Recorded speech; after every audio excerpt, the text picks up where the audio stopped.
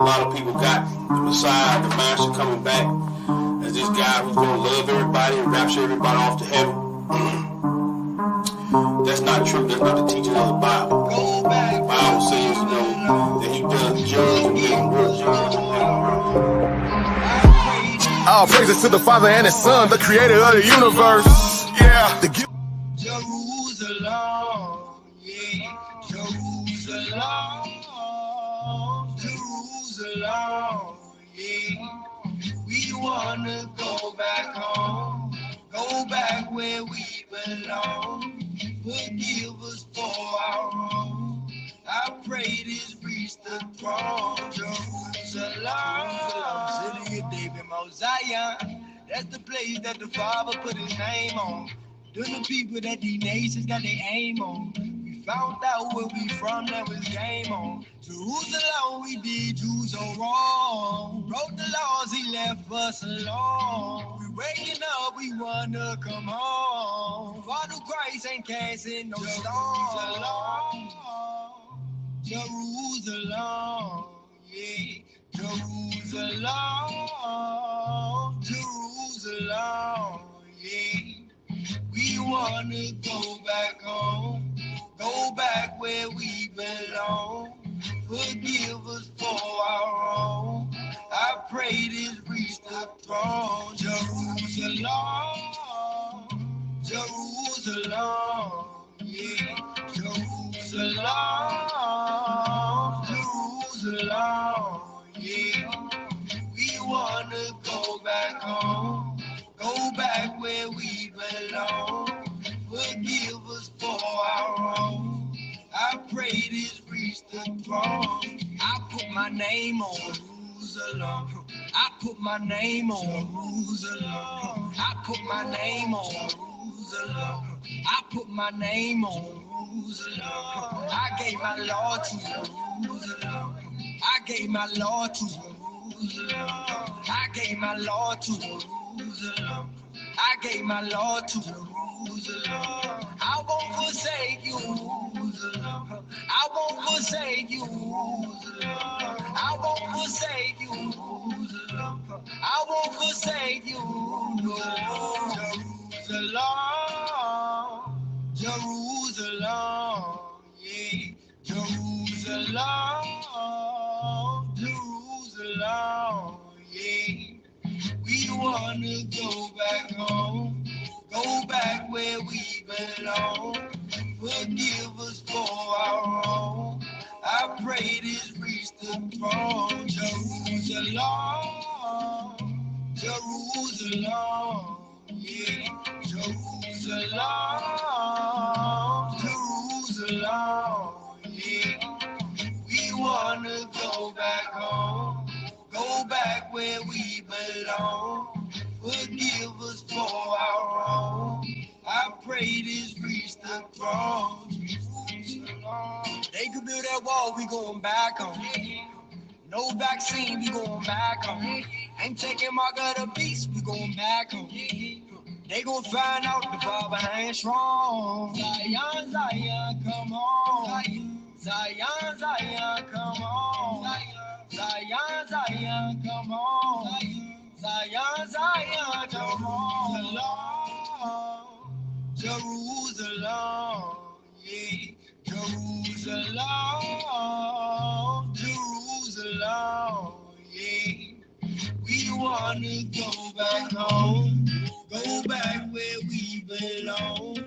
Forgive us for our wrong. I pray this reach the throne. Jerusalem.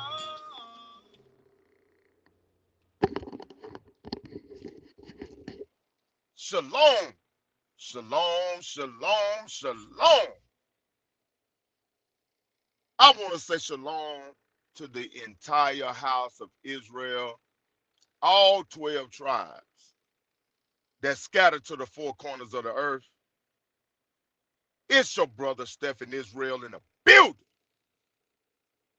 Order Melchizedek, Tupelo, Mississippi, back in the house once again. It's Put Your Weight on It Thursday.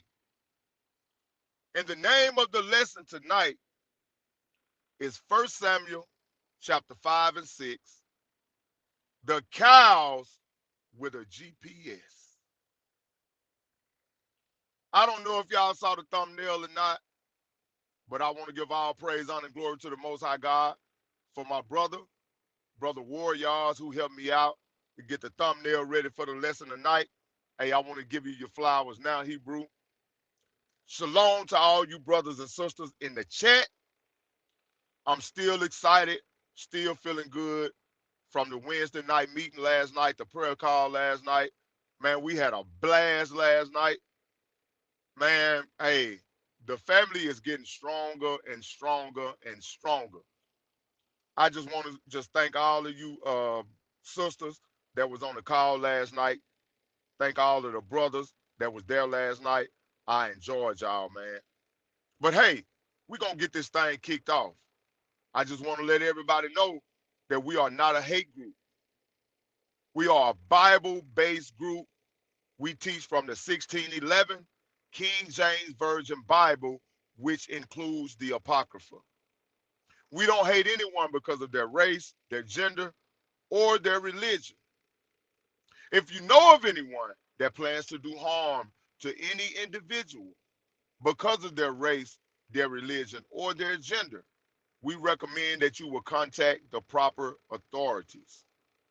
So family, get your sword out, get your pen or your pencil, get you a notepad or a notebook, take down the notes.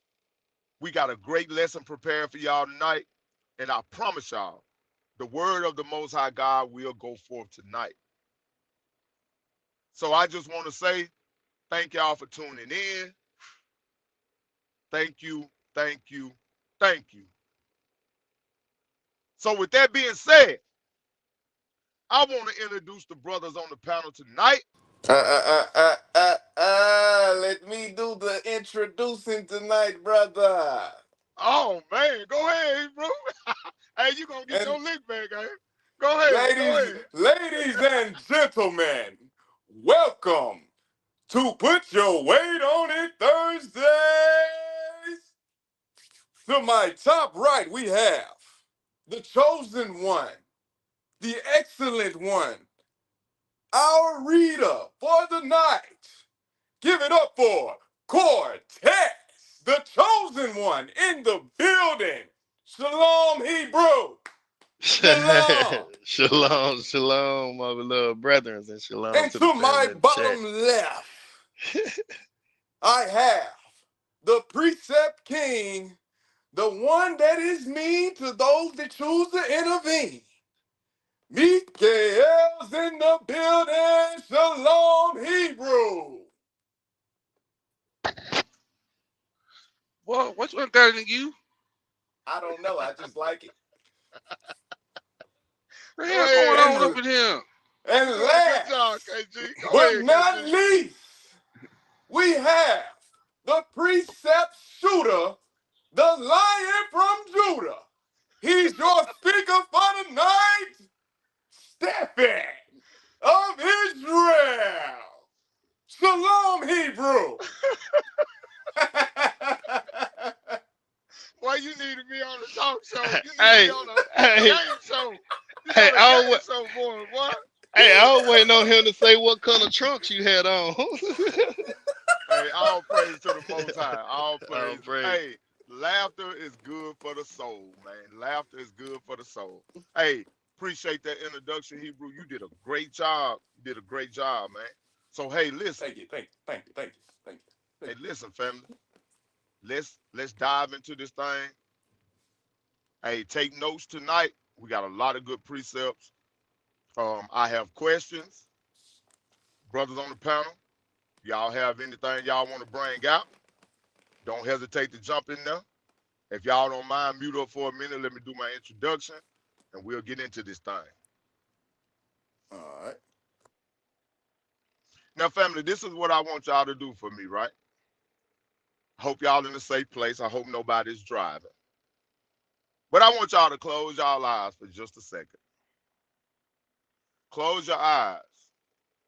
And I want you to imagine standing over in the Holy Land, I want you to imagine standing outside the gates of Ashdod.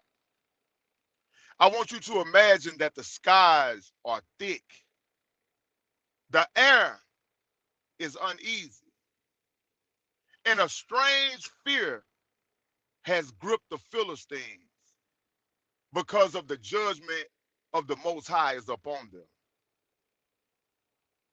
Because the Ark of the Covenant, the physical symbol of the presence of the Most High God Yahweh, has just been captured by the enemies of the house of Israel.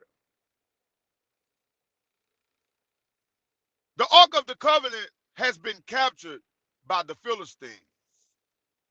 Now, to them, this was a victory. But to those who understood the spiritual realm, this was a dangerous mistake on their behalf. Now, these chapters that we're about to get into, these are not just about an idol falling or a plague breaking out. These chapters are about a clash between righteousness and rebellion, between the living God and a lifeless God. This is a moment in Scripture when the Most High God shows that he does not need an army. He doesn't need an army to defeat the enemies of his people, because his presence alone will cause nations to crumble. In our time today, we live among spiritual Ashdods and Ekronites. People worship false gods. They worship money. They worship power. They worship fame. They worship vanity. And believe they can house these things of the Most High God among their idols. But what happens when Yahweh enters enemy territory? He brings judgment. The ark in Philistine hands teaches us a timeless lesson. You may capture the symbols of the Most High God, but you cannot contain the spirit of the God of the house of Israel. Now, before we start, I want to give a few facts. Number one, Ashdod is modern day what they call Ashdod. It's near the coast of southern Israel. I wish I was able to pull the map up tonight, but I'm not able to do it. The people that we are at war with at this time were the Philistines. The Philistines were descendants of Ham. And I'm going to read the scripture for you. I'm going to go to Genesis chapter 10, and I'm going to read verse 14. And it reads, I'm going to read 13 and 14. It reads, Mizraim was the ancestor of the Ludites, Anamites, Lehabites, Nuphathites, Pathrusites, Casluhites, and Capharites, from whom the Philistines came. So these are the children of Ham that we are at battle with. Now, they symbolize the home of Dagon. Their God falls before the true and only living God of the house of Israel. Number two, Gad. Gad is located near modern-day Kiryat Gat, and it is famous for Goliath. Goliath was from this town called Kiryat Gat, and that town is known for having mighty warriors to come out of this town. It's called Gath, G-A-T-H, Gath. Number three, Ekron. Ekron is modern day Tel Mikne or Mikne, near the Israeli city of Rehovot. Ekronites were terrified of the ark and demanded that it was removed from their city. These are the 5 cities that the Philistines took the ark of the covenant into and caused the plagues to come upon those cities. The 4th city is Ashkelon. Ashkelon is modern. It's a modern city, and it still exists on the southern coast of Israel. And it's an important trading city known for idolatry and pagan shrines. Ashkelon is spelled Ashkelon.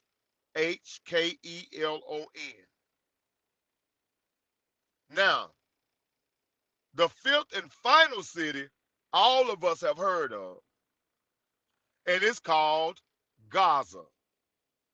It's called Gaza, the infamous city we still hear about today. Historically, Gaza was a stronghold of the Philistines, and it still symbolically represents resistance to the truth of the Most High God. Now, we hear them people telling us to pray for Gaza. They make everybody feel bad because they show the bombs being dropped on there. But these are pagan worshiping people. These are not a people for us to feel sorry for. These are the oppositions of the Most High God. Now, these cities were not just geographic locations. They represented a network of idolatry, pride, and rebellion against the Most High. When the ark would move through these cities, each city witnessed a spiritual invasion. I'm going to say that again. When the ark moved through these cities, they witnessed a spiritual invasion. And the gods, lowercase, of the lands were forced to bow. Now, the plague and the fall of Dagon is God's judgment on these people. The Most High God judgment was surgical. It was planned. It was predestined. It was thought out. Now, in 1 Samuel 5, as we look at verses 1 through 4, we'll see that the Philistines placed the ark in the temple of Dagon. I see Sister Shonda put it in the chat. The fish mouth Pope hat. It's some Dagon falls not once but twice. On the second fall, his head and his hands are broken off. Now, the message in this is that Yahweh is not a God among gods. He is the only living power. The head symbolizes authority. In the hands of this false god represents strength. And they both were broken to show that Dagon has neither power nor strength over Yahweh or his people. Now, as we dive into this thing, this is going to be a great lesson, family. I told y'all, get prepared. Now, I want to read Isaiah chapter 42 and verse 8 and Psalms chapter 96 and verse 5 to kick this thing off. Isaiah 42 and verse 8.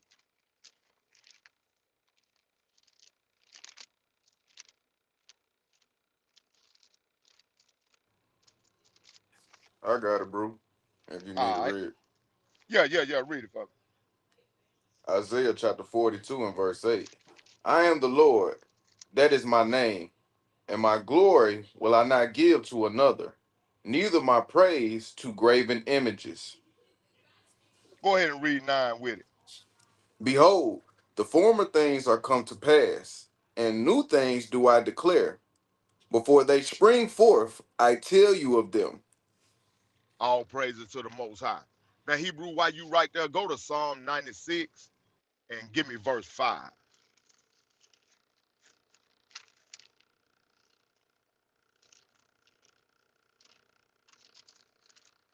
I got it.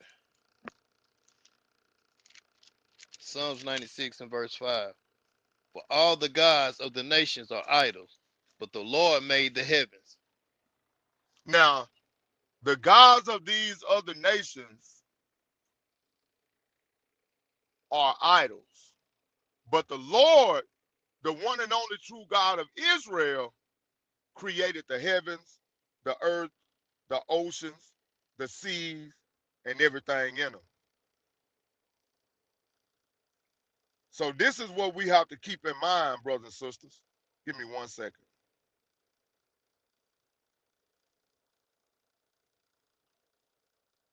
This is what we got to keep in mind as we go through this lesson. Um, so let's go ahead and go to 1 Samuel, and let's go to verse 1. 1 Samuel chapter 5, and we're going to read verse 1 through 4.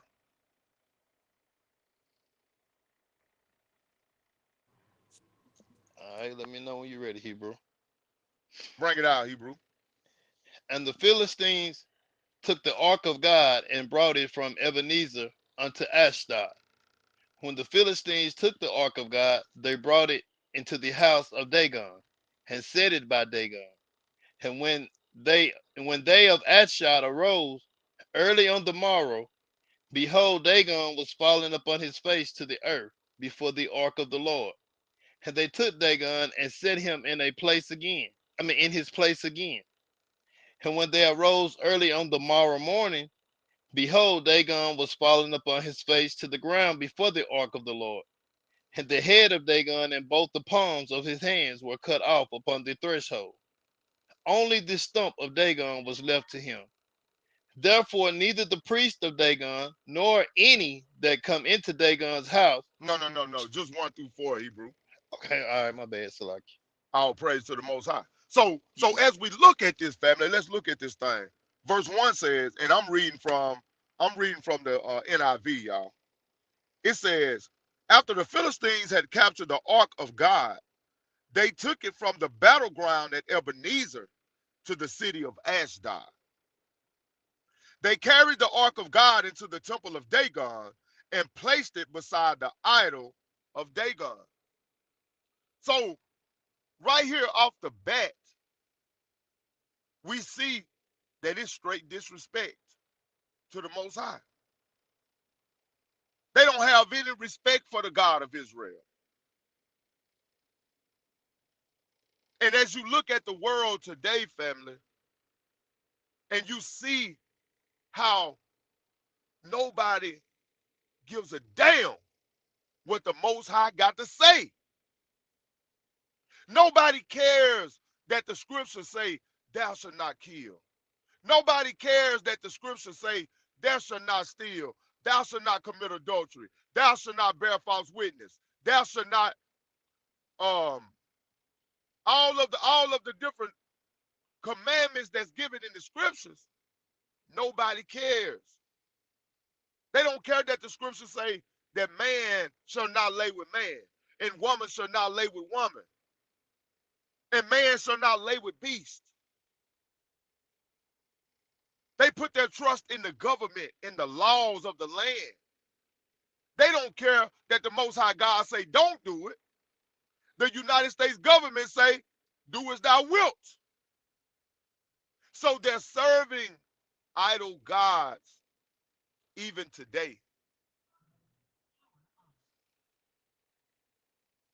And as we look at that Isaiah 42 and 8, it says, I am the Lord.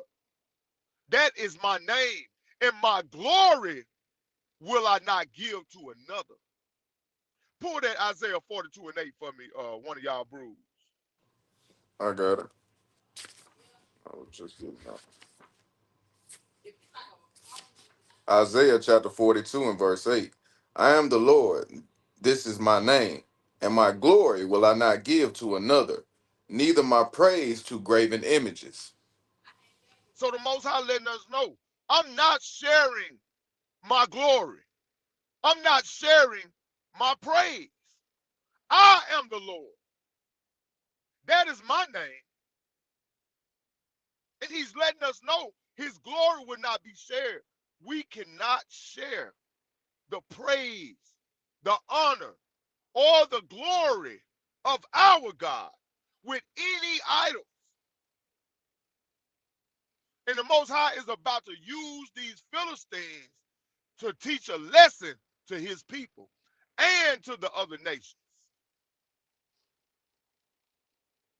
Go to let's read that Psalm 96 one more time. That's Psalm 96 and 5.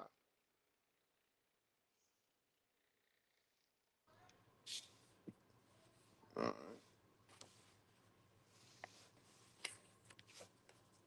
right. Almost. I got it. Go ahead. For all the gods of the nations are idols, but the Lord made the heavens. All praises to the Most High. Our God made the heavens.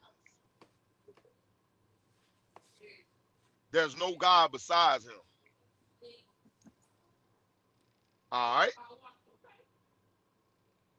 Let's go and read 1 Samuel chapter 5, and let's read 4 through 6, 5 through 6, 5 and 6.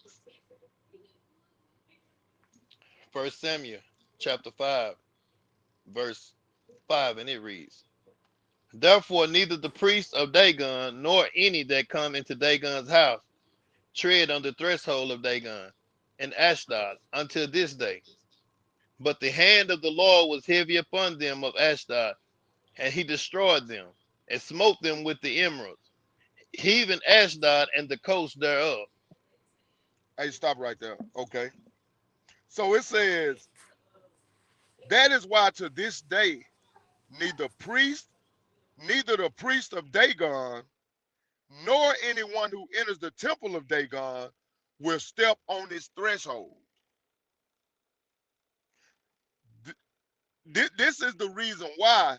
It says, then the Lord began to afflict the people of Ashdod and the nearby villages with a plague of tumors. So the tumors that it's talking about right here in hey Cortez, read 9, read 1 Samuel 5 and 9, and then read 12. All right, 1 Samuel 5 and 9. It was so that after they had carried it about, the hand of the Lord was against the city with a very great destruction. And he smote the men of the city, both small and great, and they had emeralds in their secret parts. Verse 12.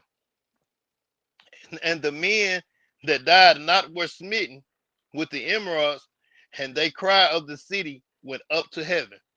And the cry of the city went up to the heaven. All praise to the Most High.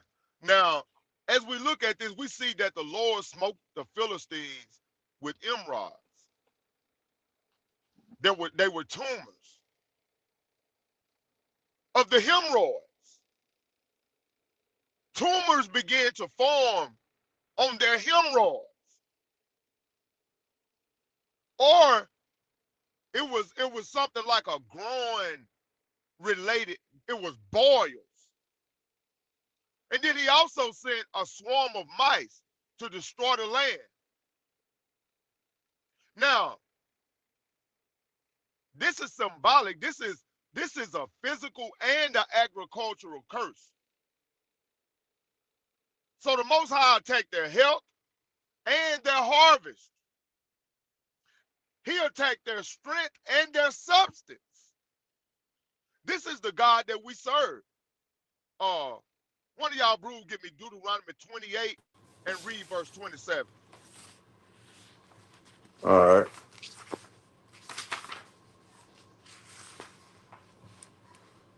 Deuteronomy chapter 28 and verse 27. The Lord will smite thee with the botch of Egypt, and with the emerods, and with the scab, and with the itch. Wherefore thou canst not be healed. All right, all praises.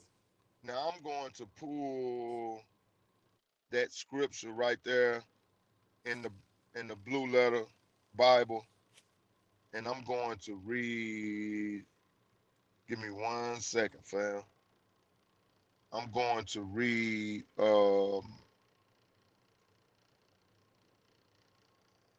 at verse 5, verse 9.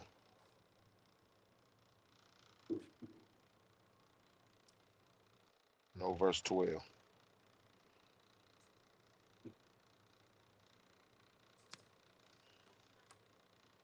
Shalom, shalom, brother Yedidiah. Happy to see you in the building. Shalom, brother.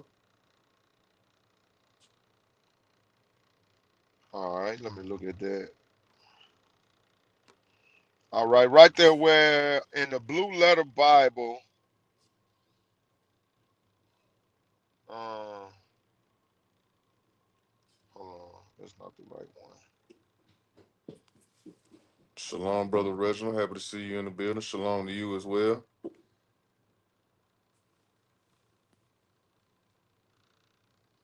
Verse 6, that's where it's at. Okay, right there in verse 6 where it says tumors, I'm going to read that. That is Strong's H2914. And the translation is thorough. Um, and tumors, hemorrhoids, or piles is the definition that it gives. It says tumors of the anus. This is the Hebrew Chaldee lexicon, Hebrew. It Mm, says tumors of the anus, hemorrhoidal miscues protruding from the anus. So mm, these tumors that it's talking about in the Hebrew lexicon, it calls it tumors of the anus, hemorrhoidal miscue protruding from the anus. So these tumors that the Most High put up on these people, I'm not ashamed to say it. I'll talk about it. I'm, I'm gonna Bring it tell up. y'all something. I'm gonna tell y'all something personal. I've had hemorrhoid issues before, and I had to go to the doctor, and I had to have a little slight surgery. It was just like a little small, about the size of a tip, the tip of a pin. And I was bleeding so bad that I had lost so much blood, they had to hospitalize me. Now, that was just a little small size of a pin tip that they had to sear off of mine. I can only imagine the pain that they endured because Hebrew, after my surgery, the doctor told me, he said, first time you have to go to the restroom, I'm going to tell you right now, you probably going to cry. As a grown man, that's what he told me. Mm-mm. And he wasn't lying. So when you dealing with hemorrhoids, and then it says that they are protruding from your back hind side, They Hebrew, that's some hanging out. pain, man. Yeah, but they hanging out. Like it's out there, basically. Yeah, You ever seen a that's. baby? You ever seen a baby with a hernia when they little with that big belly button? Mm-hmm. That's in my mind. That's what I envisioned it looking like, but on the other side. But theirs were protruding. Like it was probably bleeding. It probably had open sores on it. This is the judgment that the Most High put on these people. And then not only that, he sent a plague of mice to eat up all of their harvest. Mm-hmm. It make you think about them baboons, how them baboons look. You That's know a how? good example, Cortez. Yeah, yeah, that's Yeah, right. I can only imagine. Yeah, That's dog. right. The baboons and the chipmunk, the Yep. chimpanzees. Mm-mm. Lord have mercy. Yep. Oof. So this is something that the Most High put up on these people because they were bold enough. They were bold enough to take his ark from his people. But what we also got to keep in mind is from the last chapters that we read, if you remember, what caused them to fall into the hands of the Philistines was because of the disobedience of Eli's two sons. They were the ones that brought the Ark of the Covenant to the battle. They were the ones that brought the Ark of the Covenant to the battle. Basically, So basically causing a ripple effect. that's right, Hebrew. Right, bring it out. Hmm. Well, no, I was just adding on to what you were saying, because like that's what we discussed on your last lesson when you was bringing this out. And they decided they wanted to bring out what they wanted to bring out the art because they felt like the history of it would bring them victory. Whole time they was disregarding what the true meaning of the art meant and the stuff that you had to do to pertaining to the art. But I just wanted to just bring that out because you had said it. But go ahead. Man, all praise to the Most High. Cortez, you got anything? No, sir. No, KG hit it right on the head with it. Bro, Cause Mikael, what you they got? they pretty much they they worship not what was moving through the art, but they was worshiping the art. They put their trust in the art instead of putting their trust in the Most High, who was you know, operating through it. All If you praise. get what I'm saying. Oh yeah, Yeah. yeah. I got you. I Okay. got you. All right. Praise.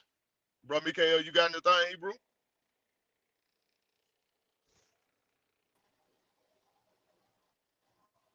Oh no, go ahead, Hebrew. Go ahead, go ahead. Well, Okay. I hold on, Hebrew Slack. I also wanted to say this: the first chapter in which you then brought out, like in chapter 5, 1 through 12. It kind of remind me of that story we always be talking about in Jasher with Abraham and Terah. It kind of That's right. remind, like, especially that part where they in the room and all the all the other guys get destroyed basically. But it just when we was reading it, that's what was coming to my mind. And like even back then, what we read in Psalms 96 and 5, what we read in Isaiah 42 and 8, that stood then just as well as it do now. All praise to the Most High. Hey, I tell you what, I got a precept. Give me Isaiah chapter 2 and read 17 and 18. All right. Isaiah chapter 2 and verse 17. And the loftiness of man shall be bowed down, and the haughtiness of men shall be made low, and the Lord alone shall be exalted in that day, and the idols he shall utterly abolish. So the Most High is going to utterly destroy every idol. Hebrew, if you go back to the Old Testament, family, in the chat, if you go back to the Old Testament and you look at whenever King David was on his conquest and he was conquering all of these different cities and all of these different nations, the Most High would tell David, don't let nothing live. Kill the animals, the children, the women, the elderly, even cut down the trees, burn the trees. The reason why is because they would use those trees to build idols. And the Most High didn't want no idols left at all. And even when they were traveling and they would be leaving a place, and the Most High would tell whatever the man that was leading, he would tell him, hey, somebody took something from that city. They took an idol from that city. And this a curse upon y'all. People dying. People falling dead. Everything going wrong. Why? Because somebody got an idol in the camp. And it will bring the wrath of the Most High upon everybody. And we got to understand that idol worship comes in many forms. That's right. And at this point, I got a question for the chat and for the brothers on the panel. In 2025, what does idol worship look like? And what do you consider as an idol? What do you consider as an idol in 2025? And what does idol worship look like?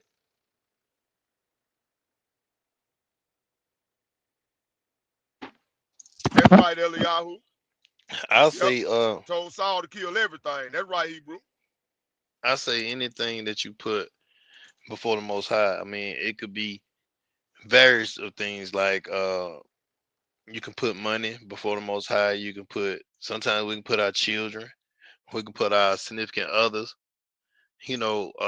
Just anything that you put before the Most High is considered an idol.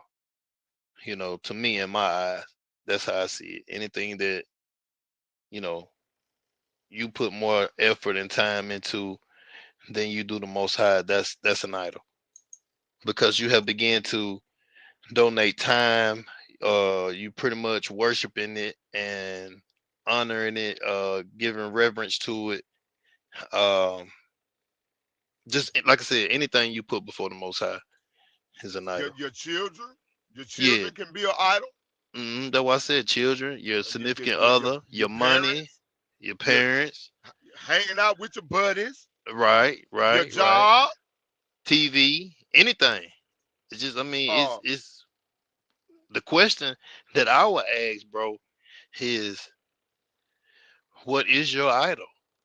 Because whether we know it or not know it, we may have an idol that we just hadn't recognized. that's right. That's That's just right, that's just Hebrew. that's just a question, to put on everybody's head. Let that sizzle in your spirit a little bit. Hey, You know, that's a powerful statement. it That's a is, bro. powerful statement, Hebrew, because that got to make everybody think. Right, right, right. All right, we got some answers in the chat. Mother Mary said an idol can be anything that you put before the Most High, money, work, etc. That's right. That's right, Mother Mary. That's the same thing the Cortez said. That's a great point. Anything that you put before the Most High can be an idol. Um, Now, y'all, can we be a little bit more specific? Like, let's name some things. Like in 2025, what are some things that we do set up as idols? Go. You can go ahead, Mikael. I'll go after you. Social Yep. media. That's and I was Bam! gonna say the same thing. Number I was So gonna say number the one same thing. answer. Mm-hmm. Number one answer. Ding ding ding ding ding. Number one answer is social media. And Mm-hmm. I'll be the first to admit I had to check myself on an idol that not knowingly not knowing that it was an idol, but it had became an idol just because of the sentimental value of it, like the car that my brother left me. You know, I had caught myself, man. I'll be out there, man, rubbing on that car. I'm talking about washing it every other day, waxing it, shining it. I'm talking about, bro. Some days I didn't even feel good. I was out there, didn't want no dirt to get on it. Until one day, it just hit me, and I'm like, man, this is just a car, man. What is you doing? I know you miss your brother, and I know it meant a lot to him, and it mean a lot to you. But at the end of the day, it's still a car. The Most High he can let the motor go out in it. He can allow somebody to hit you. Anything can happen, bro. So I had to check that, and I'm just being honest with myself and being honest with you all that I'm admitting that I had an issue with it at one point, bro. I had to check that. I All really did. praise. All praise, Yeah. bro. That's just real talk, man. Right. All right. We got some more in the chat. Somebody said cell phone, Dart. Hey, Dart, boy, cause hey, if you go anywhere today Nobody is looking up. Everybody looking down. You go to a restaurant Man, and go out to eat. The wife and husband ain't talking to each yup, other. The yup, kids ain't talking. yup. Ain't nobody paying no attention to what's going on in the world. Everybody got their face in a phone. Mm-hmm. But that And it, goes right along with social media too, Dart. But all yup. praise to the Most High. Go ahead, Cortez. I was just gonna say that's a true statement, bro, because I remember one time me and my rib and my daughter had went out to eat or whatever, and she asked the question. She said, "Have you ever just thought about how from the time we order to the time the food come out, you got your head in your phone, you on YouTube, you because I don't really be on Facebook like that, but I be on YouTube and stuff." And she was like, and then my daughter have her tablet, so now when we go out, bro, I'll leave my phone in my pocket, bro. Because Mm-hmm. I thought about it, I'm like, that's so disrespectful. But I didn't see it as being disrespectful, but it really is, man. That's And when right. you look around the restaurant, it's going on. Everybody. Nobody's having conversation like, how was your day? Whoop de woo. None of this. Everybody's doing their Mm-hmm. thing. And then when they get through eating, it's back to doing your thing again. So Right what back is in, the right point? back in, face right back in the phone. Right. So what is the point of going out to eat? You could have just got the food and went home if you was gonna do Uh-huh. that, Yep. but good point though. Okay. Brother Reginald said vacations. Hey, when you look at these dating sites and these dating shows that be on social media, every woman that get up there, they say, well, what do you like in a man? The first thing they say, somebody that like to go on vacation. I want a man that's at least 6 feet tall. He make $100,000 a year, and he like to go on vacation. Hey, this is what they say, bro. Hey, that's a good point. Um, Brother Eliyahu said sports. Bam. Hey, that's got to be about number 3 right there. Brother Eliyahu. Ding, ding, ding, ding, ding, ding. Number 3 is sports. Everybody just about it, especially guys, love sports. And if you're not careful, sports can become an idol. You spending more time watching sports, studying statistics, gossiping with your boys about this team and that team. You ain't even concerned about reading your Bible. You ain't even concerned about prayer. You're not even concerned about spending time with the Most High God. Mother Mary said, clothing, pastors, TV, and houses. Those can become idols if you're not careful.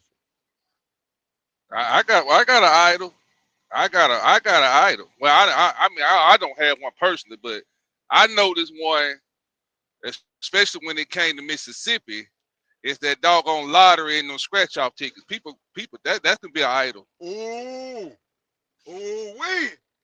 Boy, you said something then. You said Good something one. then. Hey, that's a good one because if you ain't careful, it can be. It can be good one. It can become an idol Yes, because sir.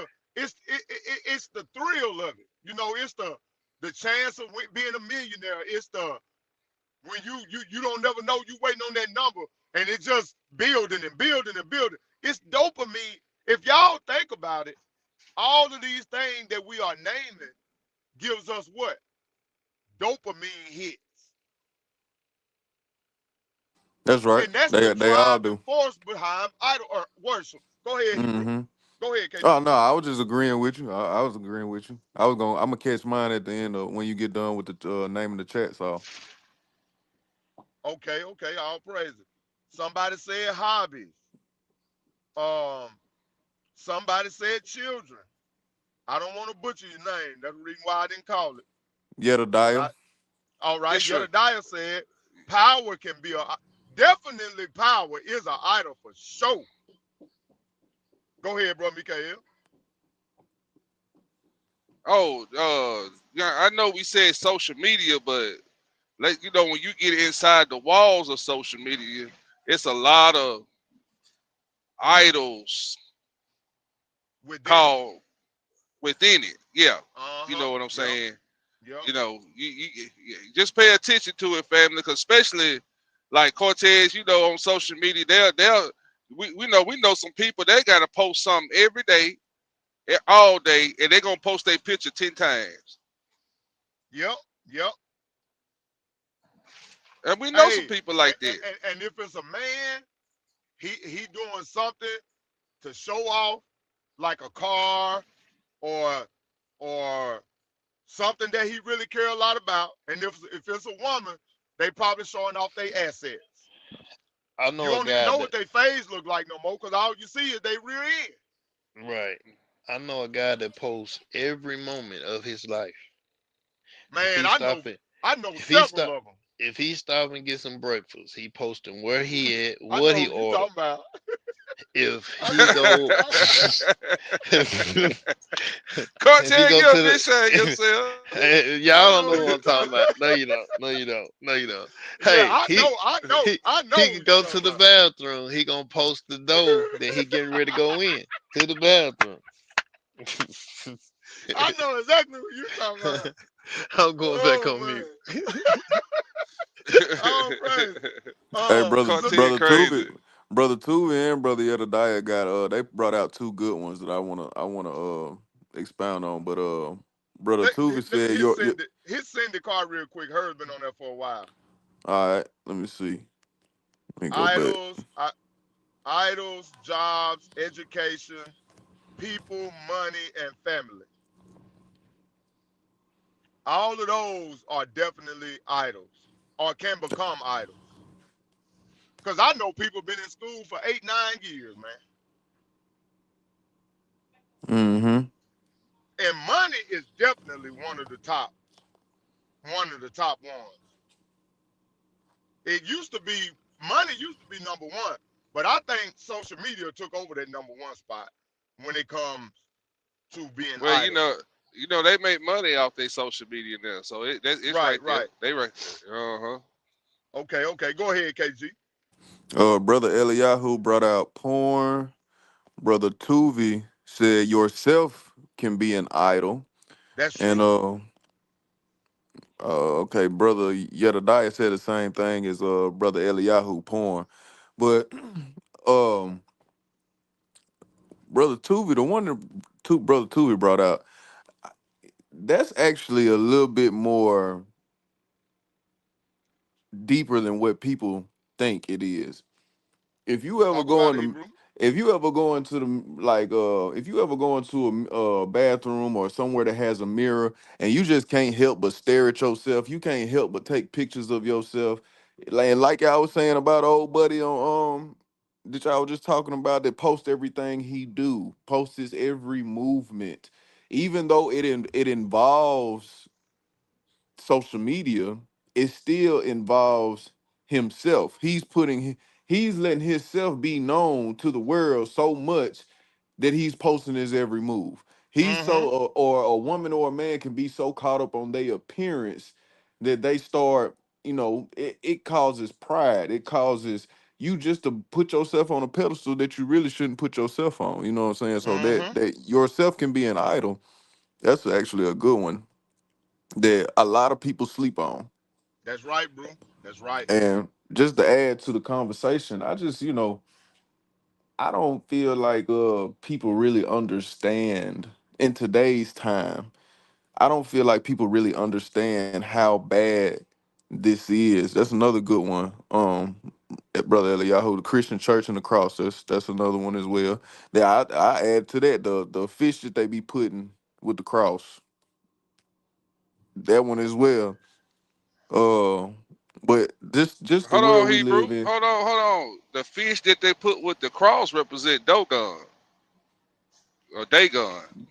But see, that's the one they be that is utilized in Christianity. That's like another one of their slogans And they don't even Yeah, that know that's they it what they though. put in your face. symbols. But I'm saying they don't even Hmm. know it, KG. They don't even know they worshiping Dagon. Go ahead. But see, that's Hey, that. Go ahead, brother Cortez. Salaki, let me say it right quick before it leave my mind. Oh, now it just hit me when Mikael said that name again. I was wondering why I heard that Dagon, however you say it, on the show Ruthless. It's a guy, his name is Daikon. And I was like, that's too close. Cause you already know they be trying to slick talk about the Israelites because they got them in purple. And the dude that they worship, his name is the highest.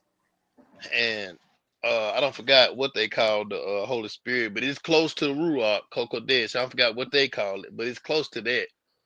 It's just a mockery. But for that dude name to be that close to Daikon and Dagon, it's just it's. I had to say that. That's crazy, man. But go ahead. My bad, bro. Okay, all No, praise. no, no, Did you every, no, you did good, cause everybody it. go Yeah, ahead? yeah. I think we got everybody in the chat, but like I said, I'm gonna be short with mine. Go ahead, bro. People fail to realize how detrimental this has been to our people as a nation. Not only that, how we have been brainwashed, still being brainwashed with these other things, because now idols, and if you actually look back at the history of the Bible, it was always something that was trending from somebody that we had no business in getting it from to begin with.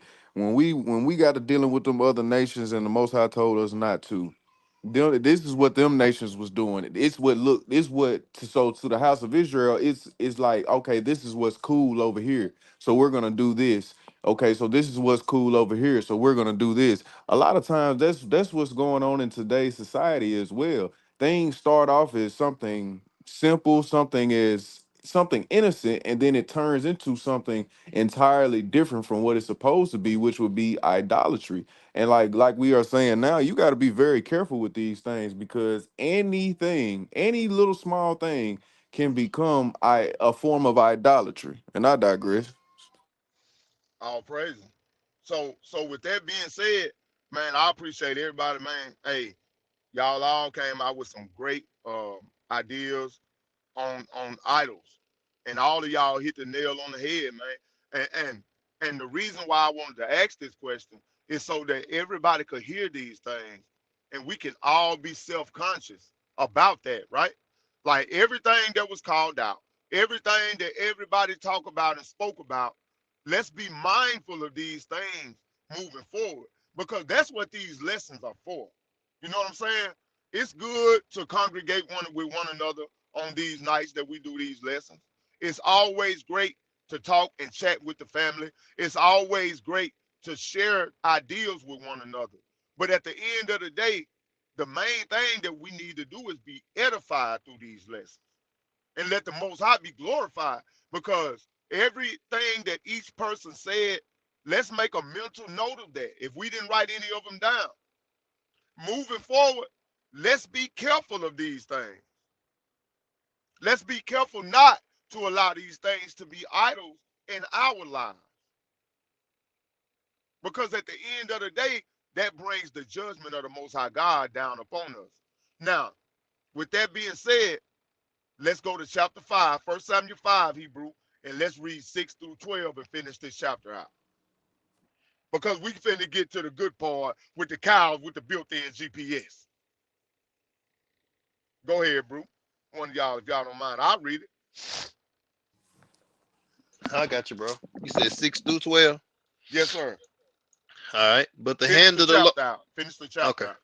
All right. But the hand of the Lord was heavy upon them of Ashdod, and he destroyed them and smote them with the emeralds, even Ashdod and the coast thereof. And when the men of Ashdod saw that it was so, they said, the ark of the God of Israel shall not abide with us, for his hand is sore upon us, and upon Dagon our God. They sent therefore and gathered all the lords of the Philistines unto them and said, what shall we do with the ark of the God of Israel? And they answered, let the ark of the God of Israel be carried about unto God. And they carried the ark of God of Israel about thither. And it was so that after they had carried it about, the hand of the Lord was against the city with a very great destruction. And he smote the men of the city, both small and great, and they had emeralds in their secret parts. Therefore they sent the ark of God to Ekron. And it came to pass as the ark of God came to Ekron, that the Ekronites cried out, saying, They have brought about the ark of the God of Israel to us, to slay us and our people. So they sent and gathered together all the lords of the Philistines, and said, Send away the ark of the God of Israel, and let it go again to his own place, that it slay us not and our people, for there was a deadly destruction throughout all the city. The hand of God was very heavy there, and the men that died not were smitten with the emeralds, and the cry of the city went up to heaven. So let's look at that thing, family. So let's go back to verse 6. Thank you, Brother Cortez. It says, Then the Lord began to afflict the people of Ashdod and the nearby villages with the plagues of tumors.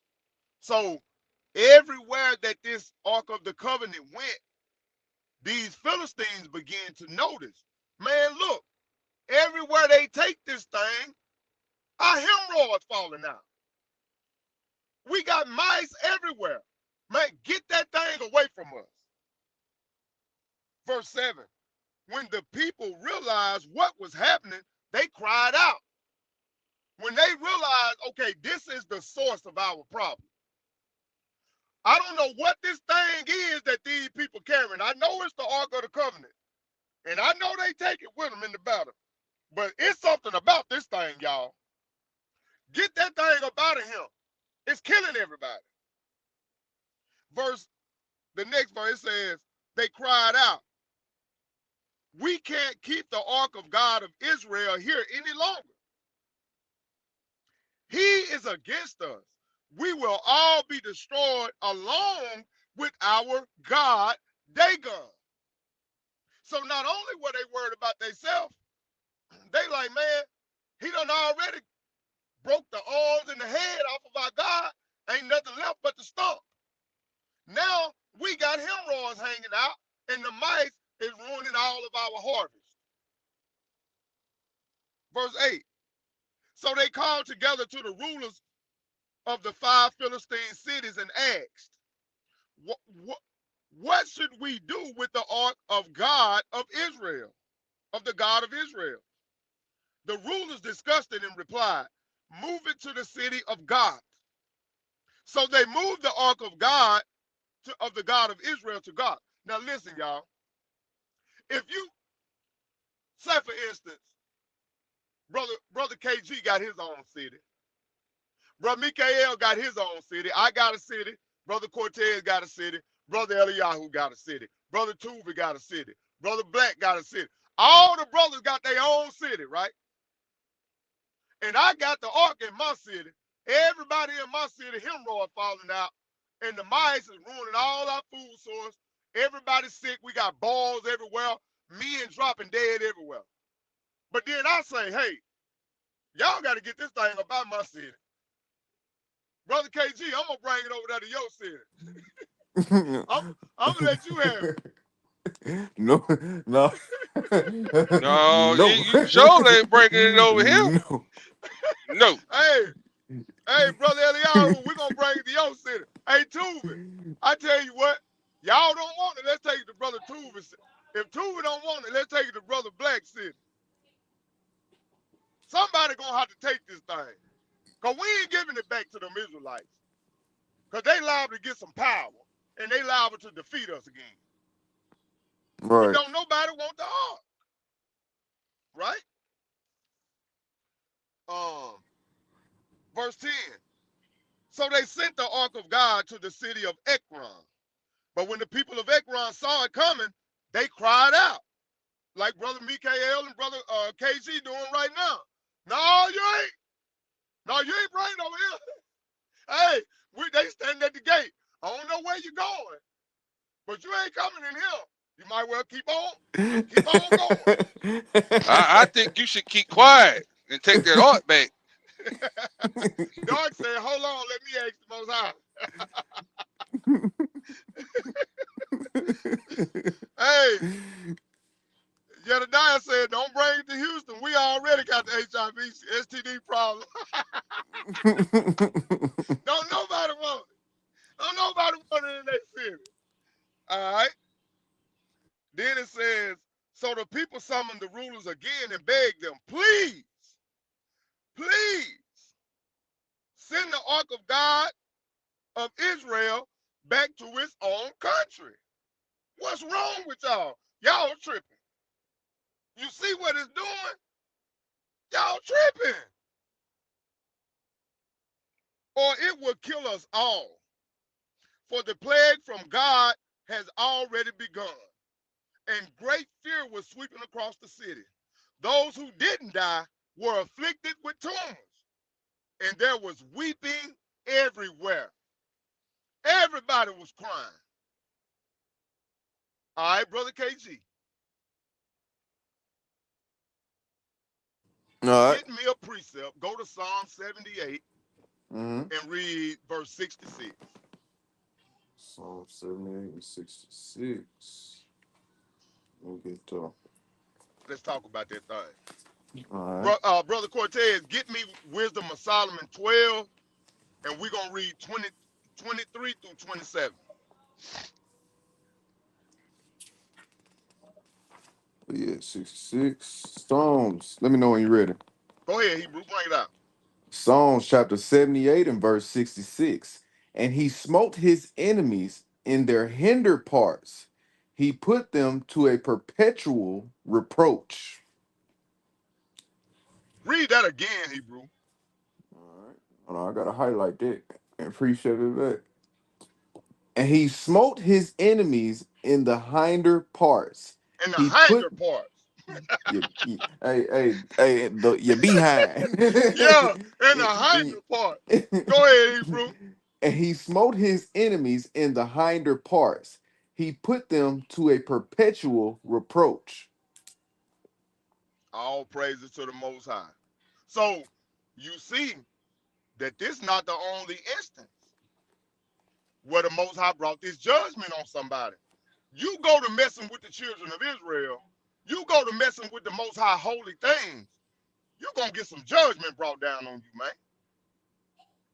Brother Cortez, you got that wisdom of Solomon for me? Yes, sir. Bring it out, Hebrew.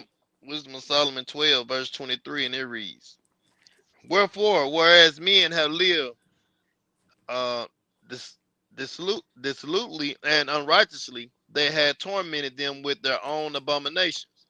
For they went astray very far in the ways of error, and held them for gods, which even among the beasts of their enemies were despised, being deceived, as children of no understanding. Mm. Therefore unto them, as to the children without the use of reason, thou didst send a judgment to mock them. But they would not be reformed by that correction wherein he dallied with them, shall feel a judgment worthy of God. For look, for what things they grudged when they were punished, that is for them whom that thought to be gods, now being punished in them. When they saw it, they acknowledged him to be the true God, whom before they denied to know, and therefore came extreme damnation upon them. All praises to the Most High. So So, Yes, sir. Salaki, Salaki. go ahead, Hebrew. So I got a question. I gotta All right. ask. I already know the answer, but it's just food for thought. So is it safe to say that having hemorrhoids, no matter what type of hemorrhoid you have, is some type of punishment from the Most High, depending on the situation? Um, we know that the Most High is in control of all things, the good and the bad. You know what I'm saying? Mm-hmm. Some things are for our learning. Some things are for punishment. Mm-hmm. You know, only the Most High know why He sent things upon us. Everything that we go through is not for our bad. Some things that we go through from the Most High is for our good. It's for our learning. It's Right. for our growth. It's to Right. build character. It's to build Right. strength. But some things that we go through is because you done did something wrong. And the Most High casting judgment on your tail. Or is it could be used to bring about a relationship, a close a oneness with the Most High, because some sickness or ailments you go through Can't nobody help you but the Most High. You gotta turn to him. You know what I'm Mm-hmm. saying? Mm-hmm. Yep. So, that could be used. That could go into what you said about being a learning situation. Cause That's right. yeah. All right. I got another precept, Hebrew. I'm going to read Second Maccabees chapter 9, and I'm gonna read 1 through 5. Y'all check this out. This is the last campaign of Antiochus Epiphanes. Y'all listen to this. About that time, as it happened, Antiochus had retreated in disorder from the region of Persia. He had entered the city called Persepolis and attempted to rob the temple and control the city. Here he go, messing with the most high holy thing, brother Cortez. Antiochus Epiphanes. Here he go. Listen. Therefore, the people rushed to rescue with arms, and Antiochus and his armies were defeated. With the result, Antiochus was put to flight by the inhabitants and beat a shameful retreat. While he was in Ecbatana, news came to him of what had happened to Nicanor and the forces of Timothy. Transported with rage, he conceived the idea of turning upon the Jews, the injury done by those who had put him to flight. So he ordered his charioteer to drive without stopping until he completed the journey. But the judgment of heaven rode with him. Listen, for in his arrogance, he said, when I get there, I will make Jerusalem a cemetery of Jews. But the all seeing Lord, the God of Israel, struck him with an uncurable and invisible blow. As soon as he stopped squeaking, he was seized with a pain in his bowels, for which there was no relief, and with sharp entered tortures, and that very justly, for he had tortured the bowels of others with many and strange inflictions. So look at this, Hebrew. The Most High, this is his weapon. This, this ain't the first time the Most High done did this. Salakia What Hebrew. happened to Judas Iscariot? His guts bursted out. Hey, be careful with your bowels now. Hey, Cortez, remember that lesson? Watch your bowels now. Oh yeah, yeah, yeah. Watch your bowels. Watch your bowels now. Hey, I ain't trying. That man with that bag. Go ahead. I ain't trying to jump the gun, Hebrew. But man, I can't wait till you get to this. What I read last night about the golden hemorrhoid. But All I'm right, gonna hold let you. on. Yeah. Okay. Let Mikhail bring out what he got. Hey, Go ahead, hey, Mikhail. hey, but see, but the Most High doing that right now, Bring it out, cause Hebrew. last night when we was on the prayer call, we brought out that now people that took the jungle juice, their gut is messing up. Uh-huh. Hmm. Yeah, their stomach, their Hey, good bowels. good point. Good point. You sure right. Just breaking that out, Hebrew. Go ahead. Okay. Now we see the Ark of the Covenant was sent to Ekron. And these people started crying out. Because they knew they was fearing that they were gonna die. A deadly plague done broke out. And the cry of these people reached heaven, right? Now, there's some key things in here that I want us to take away. Fear and panic are the result of unrighteous handlings of God's holy things. I got a question. I got a question. I got a question. What are or what is one of some of God's holy things that we mishandle today? And I got a number one answer in my head, but there are other answers. His Sabbath day. Okay, that's one of them. I'm gonna say grace. That was gonna be my next one, KG. Good one, Okay. good one, good one. Grace. Yeah. His grace and mercy. Because we Okay. take it for granted. Deceitfully handling the word of the Most High. Okay. Dark said the Shabbat. Okay. What's the question again? Ask the question What again. are one of or some of the Most High's holy things that we mishandle today? Mm. They said, The, uh, the feast days. Yedidiah say his word. That's one. All praises. Brother Dark said his laws. His laws. That's a good one. That's a great one. Yep. The feast. Hmm. What is some of or one of the Most High's holy things that we mishandle today? Y'all come on with it. Y'all got His some son, great his answers son, coming his for us. son Hamashiach. Because Okay. I mean, that's the holiest thing that he has. That's in his Wait, eyes, wait. I know what they mishandled. You ready? and Man, his people. You know what they mishandled? what's that? Paul writings. Okay. That's a good one. The breath he give us to speak righteousness, but we speak wickedness. Okay. Repentance. Okay. His people. That's a good one. Okay. Okay. And I'm gonna tell y'all something else. The answer that I'm looking for, we just did a lesson about it. KG had it in his lesson Tuesday night. Mm. Mm. KG had it in his lesson Tuesday night. But don't get me wrong, all of these are great answers. They are right answers. These are right answers. But I got a number. It was in KG lesson Tuesday night. His prophets, okay. Bam! Eliyahu hit it. Eliyahu hit it right there. That's it right there. KG, it was just in your lesson. Listen, it was right at the tip of my tongue, and then you said "bam." I was like, "Oh, His temple, which is us. That's it, brother Eliyahu on point. yeah, We gotta me, watch how we handle ourselves.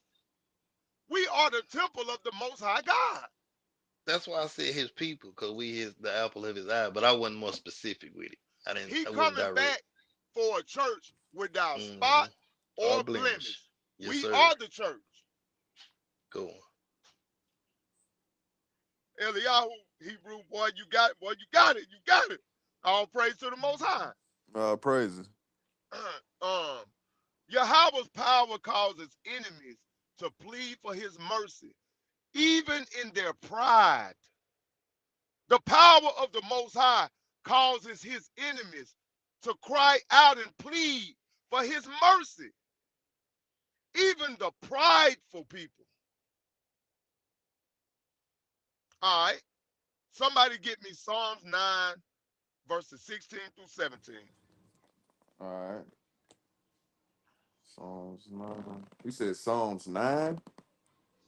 Yes, sir. Psalm 9, 16, and 17. All right, Psalms chapter 9, verse 16.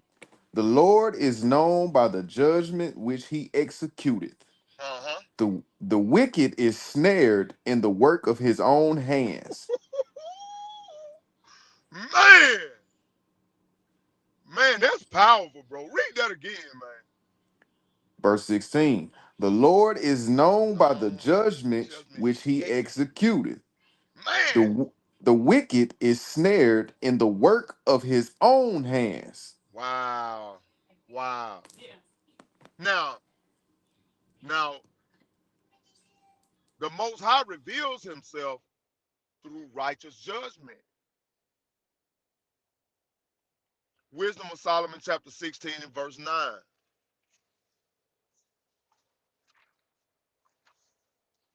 I got it. Wisdom of Solomon, chapter 16 and verse 9. For they were killed by the bites of locusts and flies, and no healing was found for them, because they deserve to be punished by such things. But your children were not conquered, even by the fangs of venomous serpents, for your mercy came to their help and healed them. Those who deny the Most High God's face his hand is directly against them. Exodus chapter 9 and verse 20, Hebrew. Get that for me.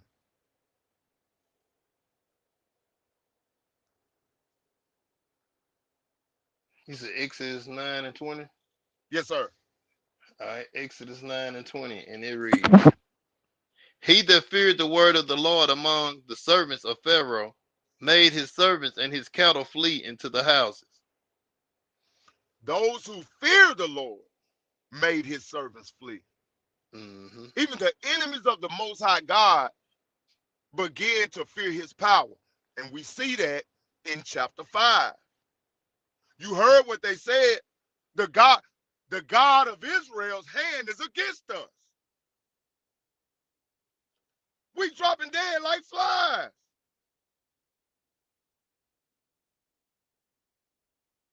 The power of the Most High God is respected even by his enemies. Even those that hate him respect his power. When the judgment of the Lord come down on them, what's the first thing they say? Lord, have mercy. Ain't that what they say? Lord, have mercy. Negro ain't called on the Most High's whole life. But you let him hit something happen to him bad and he had some pain. The first thing gonna come out of his mouth is Lord have mercy. Lord, please forgive me.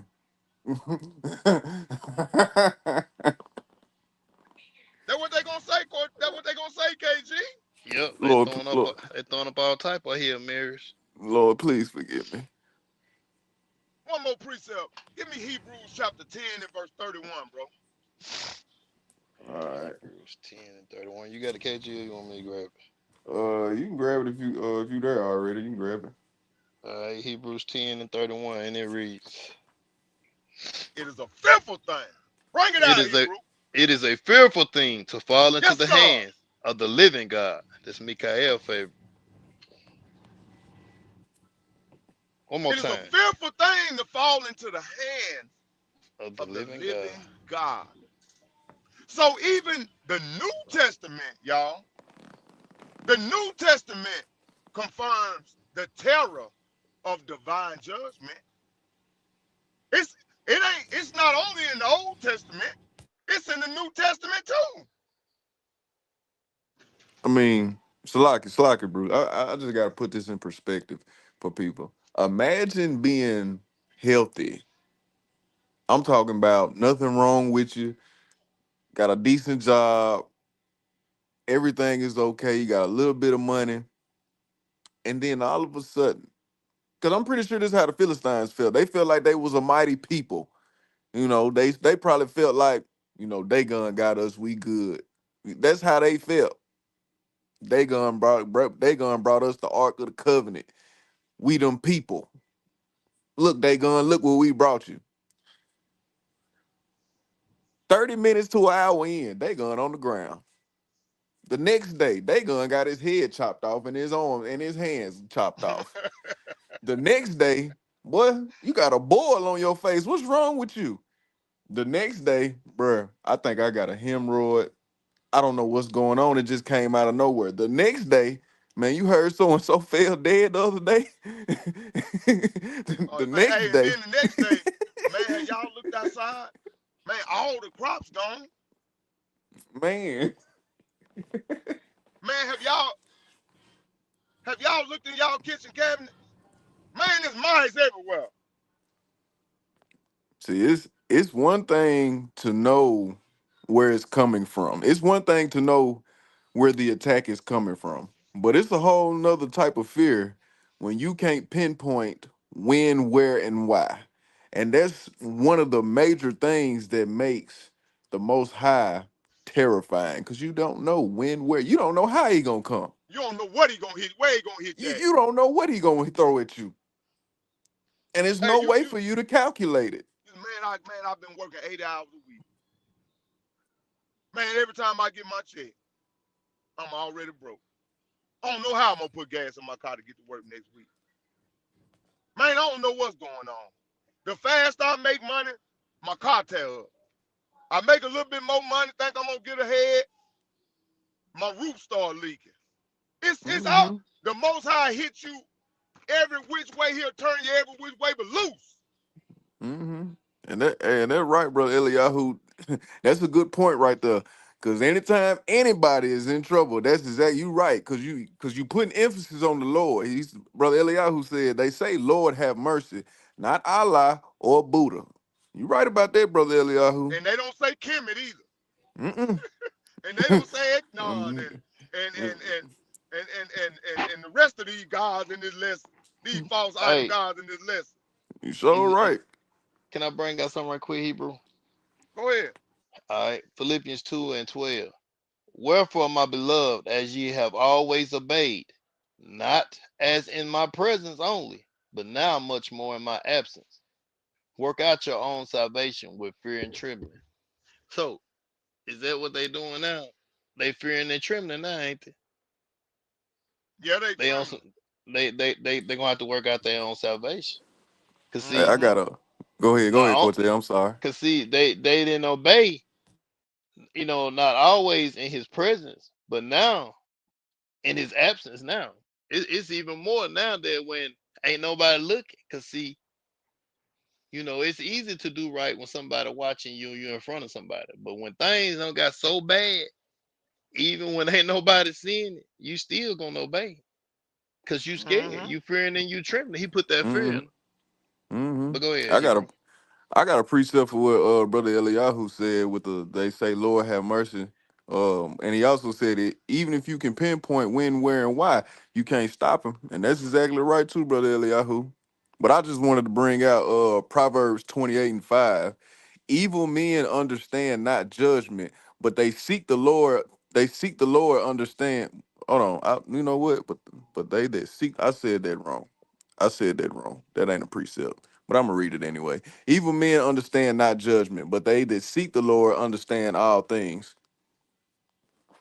I'm just bringing it out because I had it. I thought it precept a little bit better, but it didn't precept like I thought it was going I, to. I, Go. I got you. I got you, Hebrew. All the words of the Most High God are good. Hebrew, you straight. I, I got your back, All KG, right praise. quick. Bring Uh, it out. to back Hey, Eliyahu up, where he all said right. you When can't when you pinpoint him. What you say, bro? when you get through with that script right there, let's jump on First Samuel 6. We're gonna read 1 through 9. KG. Okay, all right, all All right. right. He said even you can. He said even if you can't pinpoint when, where, and why, you still can't stop him. Deuteronomy 32:39. See now that even I am he, and there is no God with me. I kill and I make alive. I wound and I heal. Neither is there any that can deliver out of my hand. That's right. Yes, sir. What you got, Mike? Oh, I thought he had came off of mute. All right. Oh, no, we good, Hebrew. Yeah, Oh, Cortez got the script for it. Great okay. script. Go ahead. All right.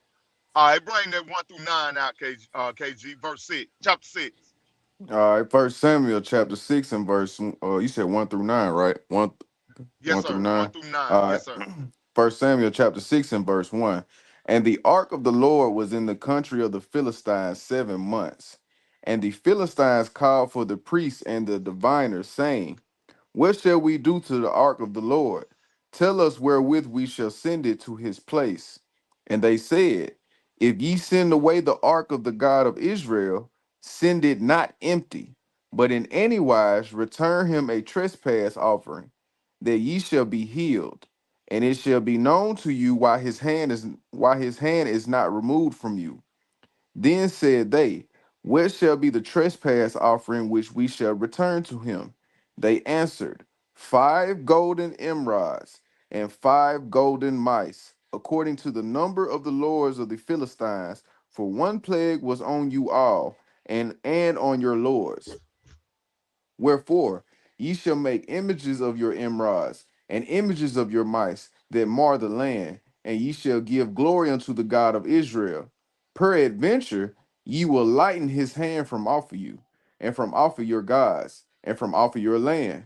Wherefore, then do ye harden your hearts, as the Egyptians and Pharaoh hardened their hearts.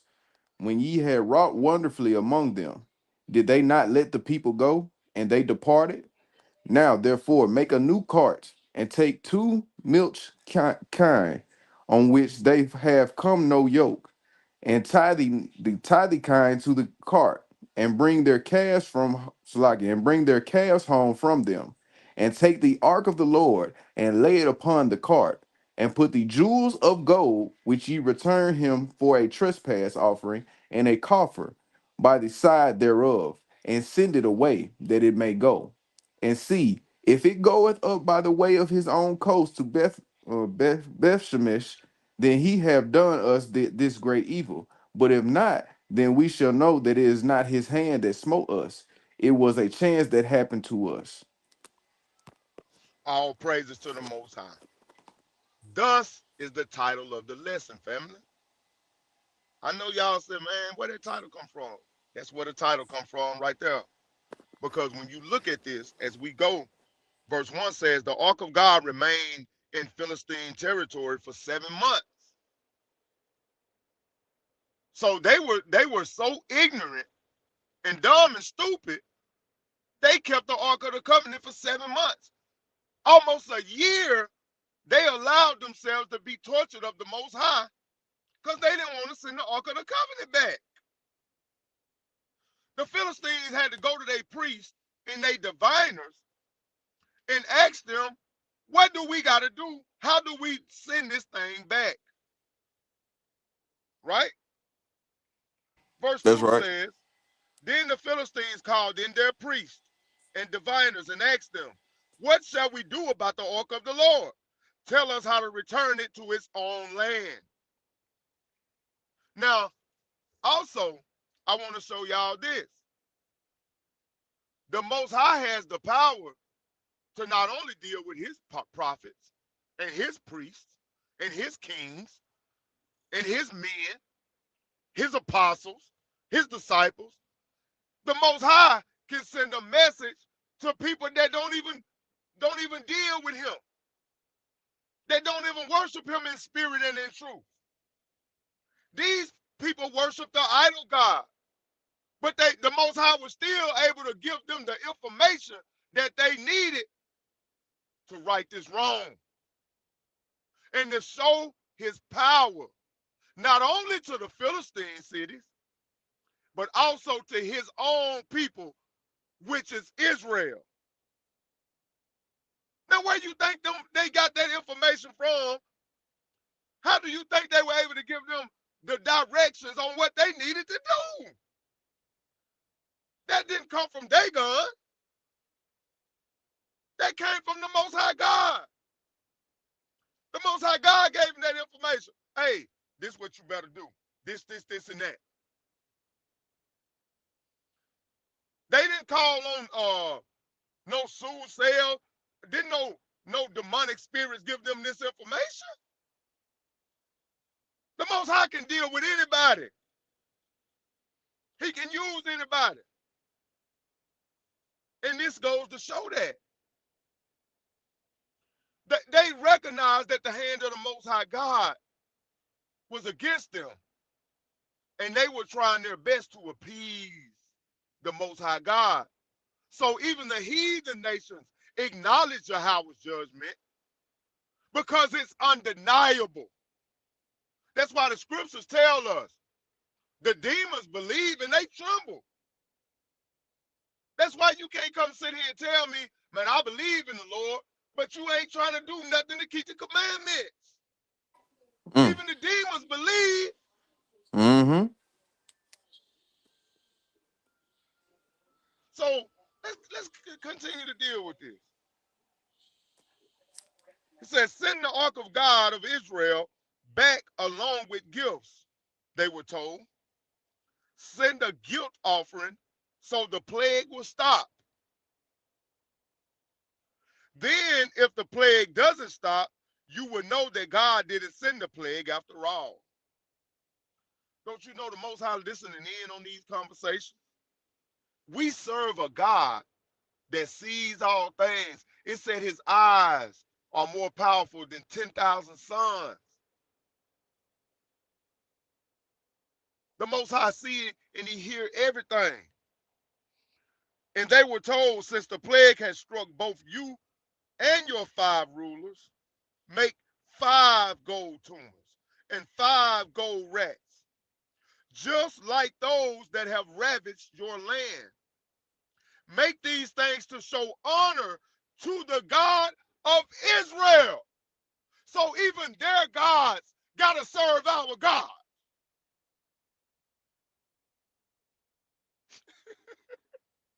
So I just gotta ask. I'm sorry.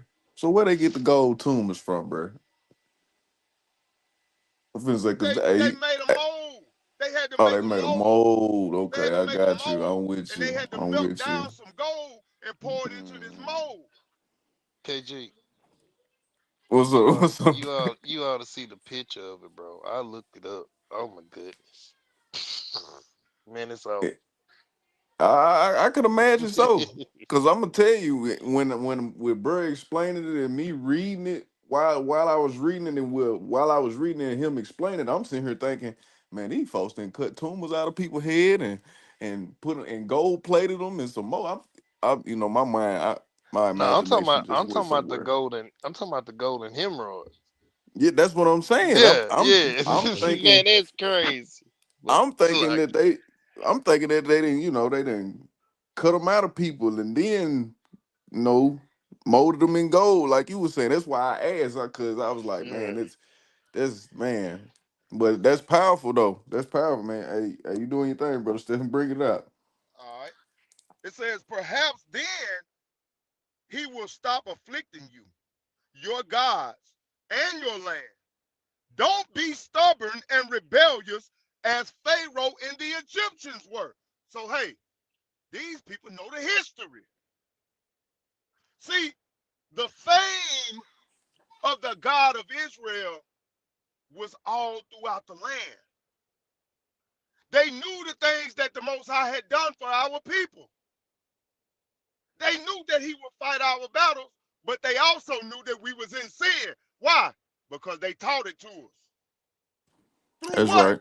Captivity. Through That's right. oppression. That's right. They knew that we was in folly. And they knew that as long as Israel is in folly, you can treat them bad. You can handle them.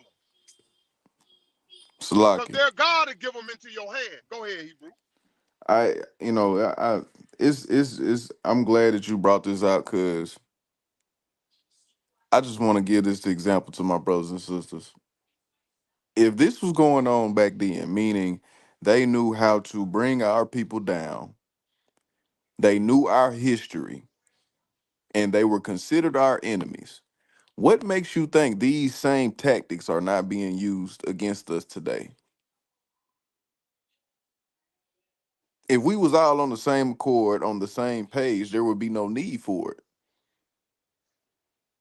But considering the fact that they know who we are, they know what we're capable of, they know what we're promised. Why do they know that? Because they have our history.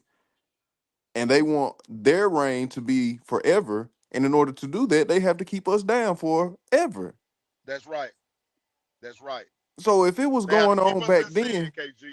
that's right. So if it was going on back then and the Bible just showed you and gave you a perfect example, what makes you think it's not going on now? Hey, Slacky. Go ahead. Um, all right. Is it safe to say that that's why they made us eat all the abominable foods and they made us worship on the wrong day? Same as that what they're doing now. They know that if they keep us disconnected from the Most High by serving on the wrong day, eating the wrong foods, you know, we will have no power we will be non-effective. You ain't got no But power. you don't got no power, we got nothing to fight with. But Mm-hmm. once that Second Chronicles 7 and 14 takes effect and everybody starts worshiping and remembering, because he said, I will bring you back, I will bring you into remembrance of who you once were, which we see that going on today. But what's going to happen when everybody start worshiping on the Shabbat? Everybody start keeping the dietary laws. Everybody start keeping the commandments. And then we get connect it back to our Wi-Fi, which is the Most High. Then it's gonna be on and popping once we get that Wi-Fi connection. We're gonna get our GPS back. That's Yes, right. sir. Yes, Slock, sir. Hey, let and me I just read want this. to go Go ahead, ahead. go ahead. Well, I just wanted I, to say this. This is why the attack on the Israel. This is why anybody that's teaching the way that we are teaching. This is why we're being attacked for this reason that's right right. here. For the That's right. reason when we bringing stuff out now, this is why we're being attacked. And it's That's the why every. history, Hebrew. That's right. It go back to what I've said lesson after lesson after lesson in this series. It's all about the history. And Brother Eliyahu brought out a great precept in Judah chapter 5, verse 20 and 21, and I'm gonna read it. It reads, so now, my master and Lord, if there is any oversight in this people, and they sin against their God, and we find out their offense, then we can go up and defeat them. But if they are not a guilty nation, then let my Lord pass them by. For their Lord and God will defend them, and we shall become the laughing stock of the whole world. And this is they know this history. They know this history, Hebrew. This is the reason why they keep us in sin like they do. Now, right there in verse 5, in verse 6, it said, don't be stubborn like the Egyptians were. They wouldn't let the Israelites go until God has ravished them with dreadful plagues. Now build a new cart. You can't use no old. See, our God is a specific God. He's a specific God. He's an order, a God of order. He's a God of cleanliness. He's a God that doesn't take your sloppy seconds. You got to build a new cart and find 2 cows that have just had calves. Why? Why do the cows got to be just done had calves? Because a cow that has a calf, you can't make that cow leave their calf. They gonna stay with their baby. But the reason why you got to get cows that just had a calf is so the power of the Most High God can be shown in the earth. Because if a God can take 2 cows that just had calves and make them leave their calves and go on a mission, we know that it's in the will of their God. See, these are the small things in the scriptures, Hebrew, that we got to bring out. That's We right. got to bring this out because there's power in scriptures like this. There's a significance in the small things of the scriptures. It got to be 2 cows that just had a calf. And then it says, make sure the cows have never been yoked to a cart. Make sure that they're going to be bucking. Make sure that they're not tamed. Because the Most High God of Israel is a God that can tame anything. So if we know that they're not tamed, they've never been tied to a cart, and it got to be a new cart, and the rats got to be just like they were, the hemorrhoids got to look just like they were, we got to put them on this cart, and it's got to be done at the hand of the God of Israel, or else we know that this might have just been by happenstance. But if it's done of Mm-hmm. their God, the cow that just had the baby is going to disregard their baby. The cow that's never been had a yoke on his neck, they're not going to buck. They're going to act like they've been put in the yoke 1,000 times. This is That's how right. we're going to know that this is the will of the Most High God. That's what he's telling them, right? That's right. And then it says, hitch the cow to the cart, but shut their calves away from them in a pen. Put the ark of the Lord on the cart, and beside it, place a chest containing the golden rats and golden tumors. Then let the cows go wherever they want to go. Just let them go. Don't guide them. Don't help them. Don't spank them on their behind. Don't put a rope on them. Don't lead them. Don't do nothing. Just let them go. And the GPS from the Most High God is going to do the rest. That's right. God's GPS is going to do the rest. All you got to do is get it ready. All you got to do is build a cart. All you got to do is build a molds for the mice and build a molds for the tumors. All you got to do is put the yoke on their neck. All you got to do is put it in the crate and then put the Ark of the Covenant on there. And the Lord going to do the rest. Why? Because he's an all-knowing God. He's an all-powerful God. He's the creator and the maker of the heavens and the earth and everything beneath the earth.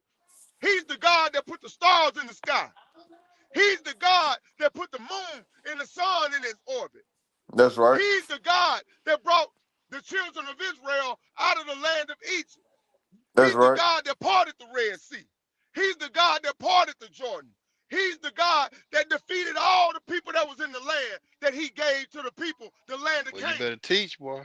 Teach. Man. This is the God that we dealing with. And you got to Yes, sir. handle him a certain kind of way. He ain't no ordinary God. Mm-hmm. That's right, brother. You can't put him on no mantle and he just sit there and you got to feed him. You gotta light the candles for him. You gotta go in there and you gotta talk for him. You gotta tell the people what he got to say. No, not this God. All you gotta do is tie him to the cart and let him go. That's what Hey, he the, told him, Hebrew. hey, the Most High was flexing. Do you understand me? He was flexing. The Most Verse High was 9 say, flexing. verse 9 say, if they cross the border of our land and go to Beth Shemesh, we will know it was the Lord who brought this great disaster upon us. So, the God that we serve, Hebrew, the God that people tell us, man, y'all ain't got to wear them fringe. Man, the commandments done away with. Why y'all putting yourself back in bondage? The laws are captivity. What you doing, Hebrew? What you doing, KG? This is the God that we serve, Hebrew. This is the Mm-hmm. anger, the God that brings judgment. This is the God that brings disaster, but he also brings peace. He brings harmony. He brings plenty. This is the God that we talking about in these scriptures, Hebrew. This is the information that we got to bring out, and we got to understand this thing, man. That's right. Because this is not play that we doing. This is not a game. A God that's not a God can't do these things, man. This ain't no play God. This ain't no pick you up today and I don't want to deal with you tomorrow, God. This is an everlasting God. He's the same today, yesterday, and forever. And we got to be serious about this thing. Just like these people in the scripture, these people was in fear. And one thing about fear, fear will make you want to do right. You got that right. You got that right. And just to add to what you're saying, what you also got to understand about this is not only did they know the history, but they had enough respect for the Most High to do all this stuff. And yet here we are. You have some people in our nation that don't even have this kind of respect. They don't even have this kind of fear. If other people who don't even that don't even worship our God can have this same respect and fear, that should tell you something. Go ahead, brother. Still. All right. Somebody give me Exodus 12 and read 31 through 33.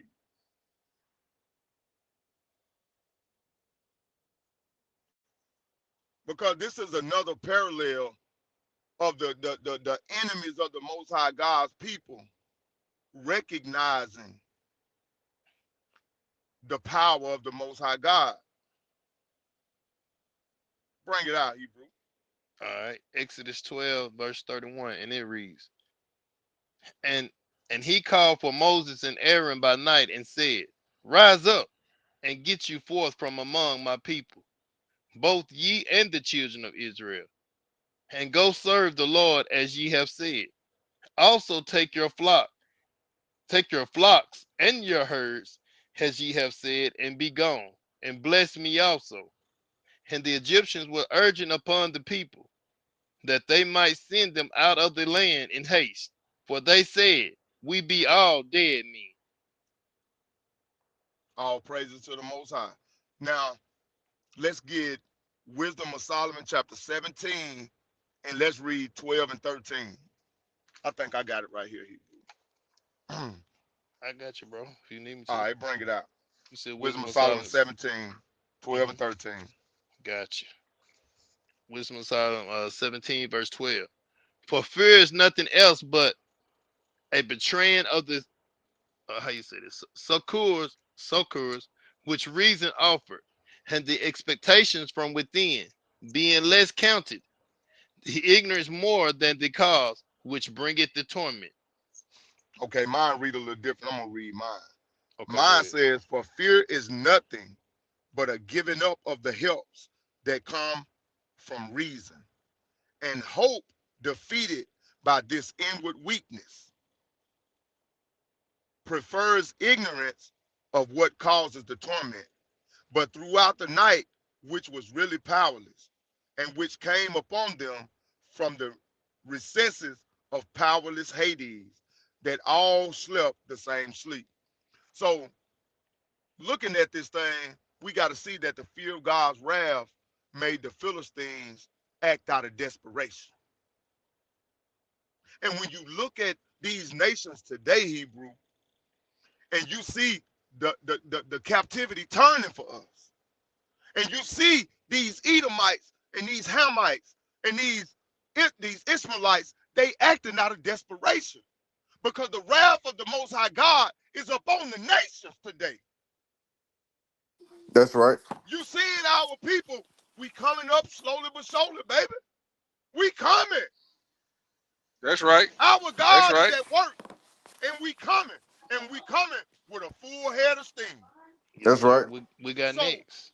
the cows with the built-in GPS. All right, Hebrew. Let's read verses 10 through 21. And we're gonna walk this thing down because I ain't got much time. I ain't What got much time. wisdom and back in Nah, you Samuel. got the We back in Samuel. First Samuel. I got it. I got it. All right, go ahead. Uh, First Samuel chapter 6 and verse 10. And the men did so, and took two milch kine, and tied them to the cart, and shut up their calves at home. And they laid the ark of the Lord upon the cart, and the coffer with the mice of gold, and the images of their emerods. And the kine took thee straightway to the way of Bethshemesh, Bethshemesh, and went along the highway, lowing as they went, and turned not aside to the right hand or to the left. And the lords of the Philistines went after them unto the border of Bethshemesh, and they of Bethshemesh were reaping their wheat harvest in the valley. And they lifted up their eyes and saw the ark, and rejoiced to see it. And the cart came into the field of Joshua, a Bethshemite, and stood there where there was a great stone, and they clave the wood of the cart, and offered the kine a burnt offering unto the Lord. And the Levites took down the ark of the Lord, and the coffer that was with it, wherein the jewels of gold were, and put them on the great stone. And the men of Bethshemesh offered burnt offerings and sacrifices the same day unto the Lord. And when the five lords of the Philistines had seen it, they returned to Ekron the same day. And these are the golden emerods which the Philistines returned for a trespass offering unto the Lord. For Ashdod one, for Gaza one, for Askelon one, for Gath one, for Ekron one, and the golden mice according to the number of all the cities of the Philistines belonging to the five lords. both of fenced cities and of country villages, even unto the great stone of Abel, whereon they set down the ark of the Lord, which stone remaineth unto this day in the field of Joshua, the Bethshemite. And he smote the men of Bethshemesh, because they had looked into the ark of the Lord. Even he smote of the people 50,000 and threescore and 10 men. And the people lamented, because the Lord had smitten many of the people with a great slaughter. And the men of Bethshemesh said, who is able to stand before this holy Lord God? And to whom shall he go up from us? And they sent messengers to the inhabitants of Kajadrim, saying, the Philistines have brought again the ark of the Lord. Come ye down and fetch it up to you. All praises to the Most High. All praises. Now, family, I got a lot of more information, but I'm gonna have to get through it because I got 5 minutes. All right. Now, when we look at verse 10, it says, so these instructions were carried out. 2 cows with newborn calves were hitched to the cart, and their calves were shut up in the pen. Then the ark of the Lord and the chest containing the gold rats and gold tumors were placed on the cart. And sure enough, the cows went straight along the road toward Beth Shemesh, lowing as they went. The Philistine rulers followed them as far as the borders of Beth Shemesh. So, family, the cows with the GPS that were put there by the Most High God, all they did was hook them up to the cart. When they hooked them up to the cart, it said that they went along lowering. The cows didn't even need direction. The cows didn't need no help. The Most High God gave them direction. It said the people of Beth Shemesh were harvesting wheat in the valley. And when they saw the ark, they were overjoyed. The cart came into the field of a man named Joshua and stopped beside the Lord's rock. Wait a minute. Wait a minute.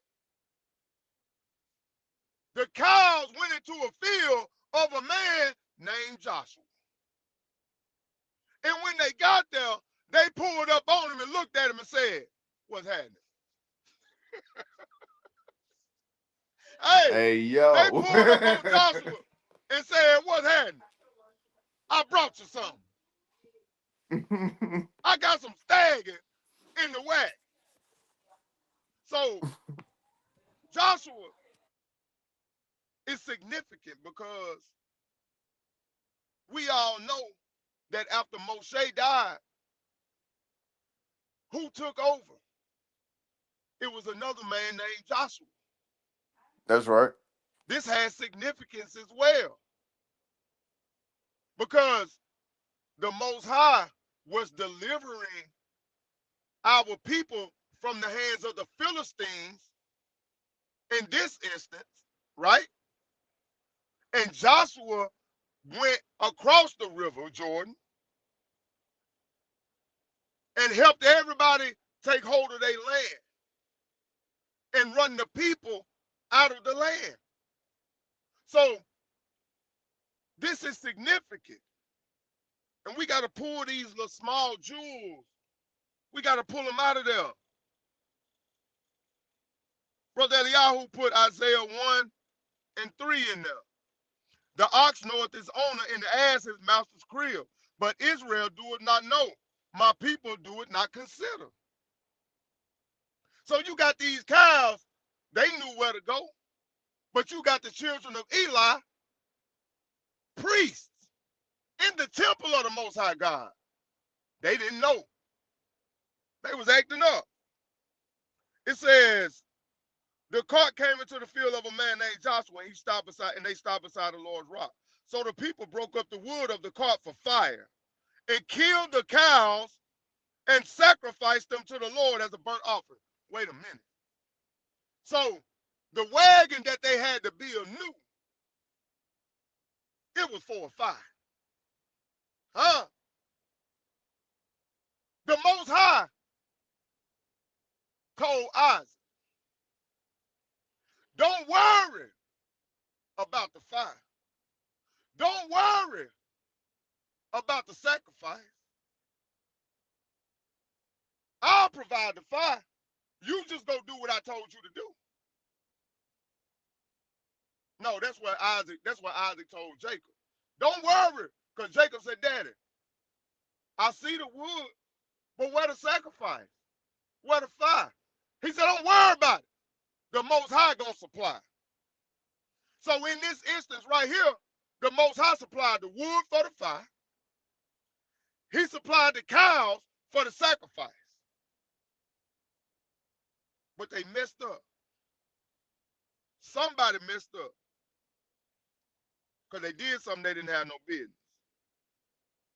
It says, so the people broke up the wood in the cart for fire and killed the cows and sacrificed them to the Lord as a burnt offering. Several men of the tribe of Levi lifted up the ark of the Lord and the chest containing the gold rats and the golden tumors from the cart and placed them on a large rock. Many burnt offerings and sacrifices were offered to the Lord that day by the people of Beth Shemesh.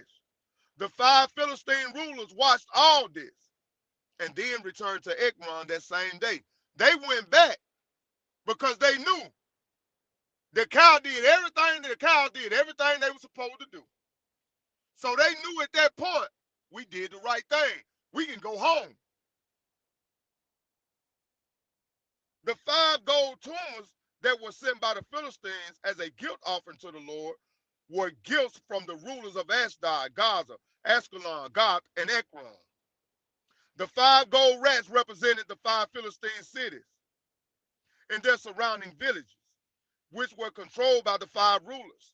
The Lord's rock at Beth Shemesh, where they set the Ark of the Covenant, still stands in the field of Joshua as a reminder of what happened there. Now, y'all listen to this. This is where you got to be careful. Even in deliverance, when the Most High is delivering us from something, and we happy, we excited, and we overwhelmed, we still got to tread lightly. Because if you don't seek counsel from the Most High, you will make a mistake. And your blessing can turn into a curse if you don't seek counsel, right?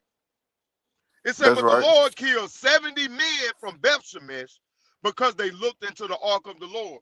So it just got through tormenting the Philistines.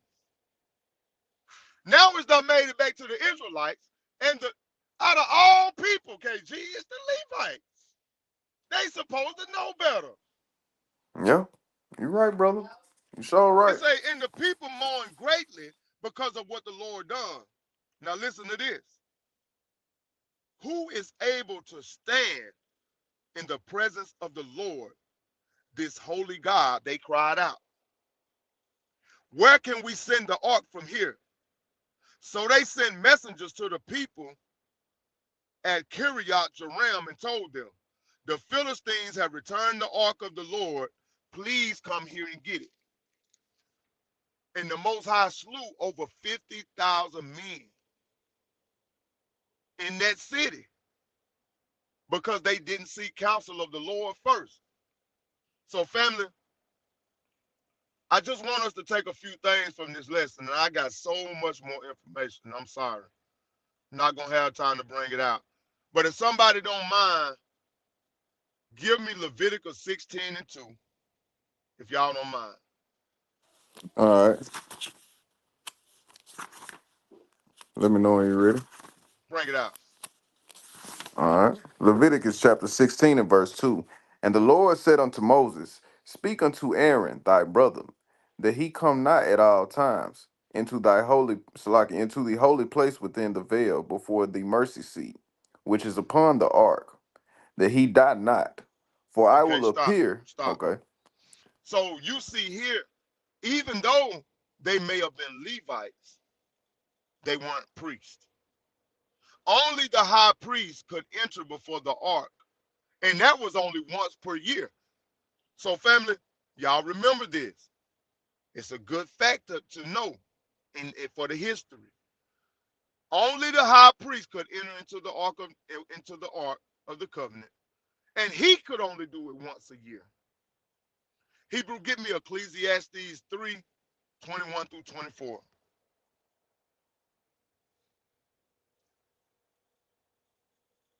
You said Ecclesiastes 3:21 through 24.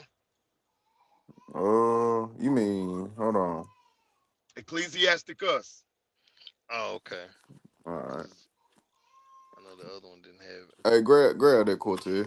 All right, you said Ecclesiasticus 3. 21 through 24. Gotcha.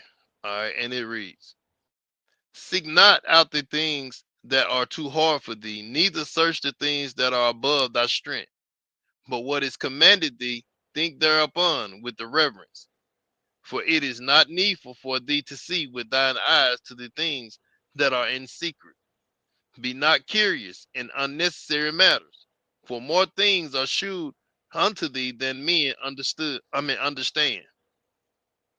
So, curiosity beyond your role is dangerous in the sight of the Most High God. Mm-hmm. Play your role. Don't start pouring over into other people's areas. Stay in Right. your lane. Be humble. Sit down. Stay in your lane. Last script, Hebrew. Yes, Give me sir. Hebrews 12. Give me Hebrew. Man, I want to bring this stuff out. Hebrews 12, 28 and 29. Hebrew, we'll end it right there. All right, Hebrews 12, 28, 29. Therefore, we receiving a kingdom which cannot be moved. Let us have grace, whereby we may serve God acceptably with reverence and godly fear. For our God is is a consuming fire. That's right. Our God is a consuming fire. Now, while you in Hebrews, Cortez, hold Hebrews, and I'm gonna end it with Hebrews 12 and 29. All right. Okay. I'll tell you when I want you to bring it out. Yes, So, sir. family, I pray that this was a lesson that you were edified by. And more than anything, I pray that the Most High was glorified. In conclusion, I want to say that the glory of the Most High God cannot be contained. So, family, this is more than a story of ancient war. This is a living testimony that Yahweh's power cannot be handled like some trinket or something that you set on a mantle. The Philistines learned that you can't control God, you must fear him. The Israelites learned that even familiarity with holy things does not give you the right to mishandle them. And reverence to the Most High God is not optional. Let this lesson be a warning and an inspiration. If two dumb cows can obey the Spirit of the Lord, what excuses do we have? If a false God falls before the Ark of the Covenant, then every stronghold in our life must also bow. The ark may not be in the temple today, but its power, the word and presence of the Most High Yahweh lives within us. So treat it with fear, carry it with purpose, and never forget our God is a consuming fire. Bring out that Hebrews 12 and 29, Hebrew. For our God is a consuming fire. Period. That's right. So all praises to the Most High. That's my lesson. The cows with the GPS. Yes, sir. Great lesson, All Hebrew. praise to the Most High. Oh, praise. Y'all, brew. Man, I'm gonna tell you. Go I'm ahead, gonna tell Hebrew. you, Great bro. lesson, Ray, bro. Great lesson. You, hey, yeah, you should have got a standing no for that one. Hey, should you have could got. have Hey, you give could it have to the went Most 20. High, Hebrew. Give it to the Most High. You could have went 20 more minutes, Hebrew. But I'm with you though. Hey, I could have went 2 more hours. Hey, all you did was make me read. You gonna make me read ahead? Come on, when I seen that last night about them golden hemorrhoids, I said what? Yeah, yeah. Like it's But intriguing, man, Hebrew. hey, All this a praises, great man. series, man. It's a great series, bro, because it's really bringing out history in a fun way. You know what I'm saying? Right, right. And I can tell that it's holding everybody's attention. You know what I'm saying? Because of the history part of it. And we all learn it, because I'm learning too as I teach this. Man, the Most High is revealing things to me as I teach. Praise. Yes, sir. So, if y'all ain't got nothing, man, we can do the announcements, Hebrew. Like I say, man, excellent lesson. You know, this is history. Hey, we need the history to all to understand the scriptures and who the Most High was dealing with in the Old Testament and how the Most High gonna deal with us right now in the future as we go forward into the land of promise. That's right. That's That's You right, right. know what I'm Hebrew. saying? It's just a history of how the Most High destroyed our enemies back then and how He gonna destroy our enemies right before our face. But Yes, Christ gonna be sir. our ark. He's gonna be that strong ark. You get what I'm saying? That's Mm-hmm. right. So all praises, man. Like I said, man, edifying lesson. And that part right there where it said about when they delivered the ark to Joshua. But you know, Joshua in Hebrew and Yeshua name in Hebrew is sort of they got the same meaning. So people can look that up what Joshua mean in Hebrew. And same thing is dealing with Christ's name, what his name mean in Hebrew. So go ahead, y'all. I'm done. Uh, Nah, I mean it ain't. Hey, this lesson here tonight, it speak for itself, and just another. Like I said on the last lesson you did, like this, brother. If you never had an idea of how powerful and how important knowing history about within the Bible, outside the Bible, with it pertaining to the Bible, these lessons should reopen that mindset for you. It should reawaken that for you, because these are stories, especially especially if you have read the Bible front to back. These are stories that you have went through and read and passed over and forgot certain aspects of them. And then here we are, we bring them back. We bring back the same stories, add precepts to them, show the significance of the history that pertains to it. And now it just has a bigger spectrum of the meaning behind it, as well as the importance of knowing the stories, of knowing your history.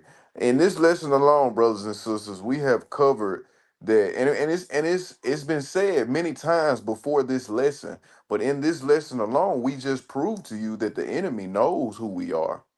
The enemy knows how to keep us down. The enemy knows it once we raise up, and how we're going to raise up if they don't do what they supposed to be doing for their reign to continue. So if history is not important, why is it that your enemy makes such a big deal about keeping up with it and knowing what to do? We got to wake up, brothers and sisters. Man, this is a very edifying lesson, brother. Very edifying lesson. But I digress. All praise. Well, with that being said, man, y'all know we got the lineup. Tomorrow night, it'll be Order Melchizedek Memphis on deck. Shabbat morning, it'll be Brother Eliyahu. I saw he put in the chat. Um, if we're not busy, you know what I'm saying, we can jump on there with him, and help bring his lesson out, read for the brother. And then after his 11 o'clock lesson, it's from 11 to 1. Then right directly after that, Order Melchizedek Memphis does their Shabbat class. Then we'll come back again on that Tuesday. Brother KG will bring out his lesson. and we'll do this thing all over again. Not Hey, unless not unless we have a current event lesson that cause we almost did one Monday. yeah, we we really did. almost did we almost did a current event Monday, but we That's didn't get right. a chance to do it. So if y'all Brother brothers got Stephen, anything, you forgot Sunday, Hebrew. Yeah, I was just gonna say that. Don't forget about this oh Sunday class my now. bad, my bad. I apologize. Brother Mikael is on Sunday, either Sunday morning or Sunday evening. Um, depending on his work schedule, right? Right. And then Tuesday, Brother KG will be back on deck. And then we'll do it all over again. And I'll be teaching chapter 7 and 8 from First Samuel, uh, chapter 7 and 8 next week. And prayer call on Wednesday night. Forgot that one too. Prayer, prayer call on Wednesday. See, that's why we're here together. Prayer call on Wednesday night. Hey, prayer call last night was off the chain last night. Yeah, off the chain last Man, night. it was off the Enjoyed it. chain, man. It was off the chain. Yeah.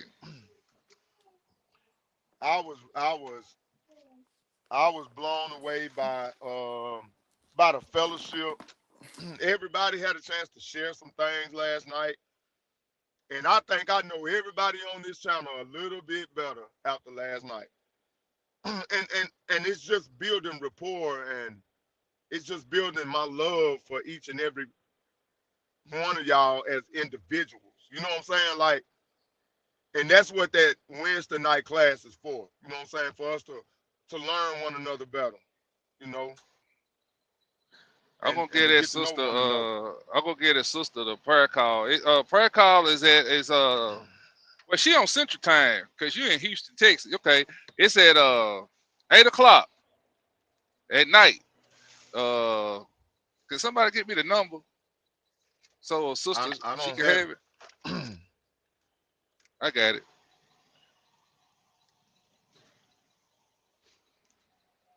There go the number, sis. You dial that number and use the code. That's on Wednesday night at 8 o'clock. Prayer call. Yeah, we'll put you in prayer, sis. What is it? What is Psalm it 91 exactly? sword. Yeah, what is it exactly that you need prayer for, Sister Sword? What is it exactly that you need prayer for? If you don't mind me asking.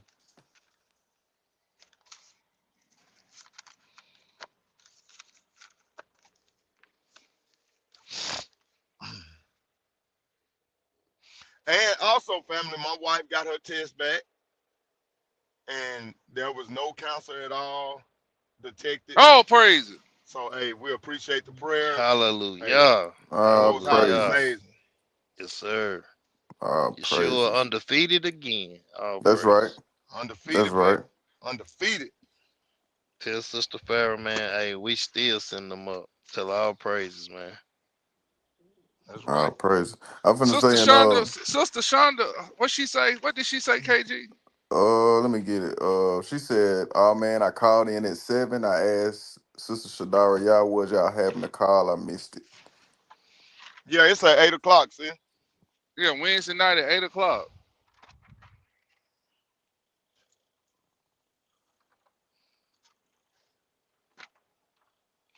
8 o'clock. So, Sean, I was asking about you today and yesterday. I said, I ain't heard from Sister Sean. It's good to see you, sis. Okay.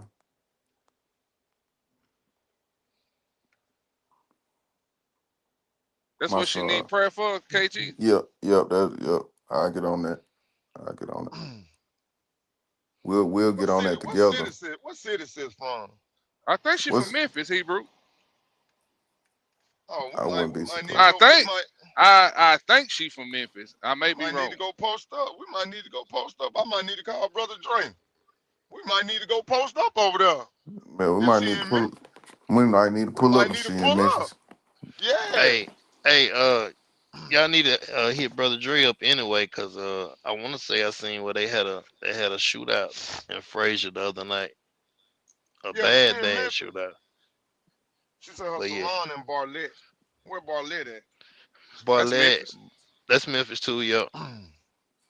Yep. All right. Uh, You saying brother Dre got when them was in the shootout or? no, no, no, no. I'm saying it was a Oh, okay. shootout in Frazier. I said just check, no, check in on him, check up on him. Yeah, You know cause what that's I'm what we saying? teach. Gotcha. That's what they be teaching that over there.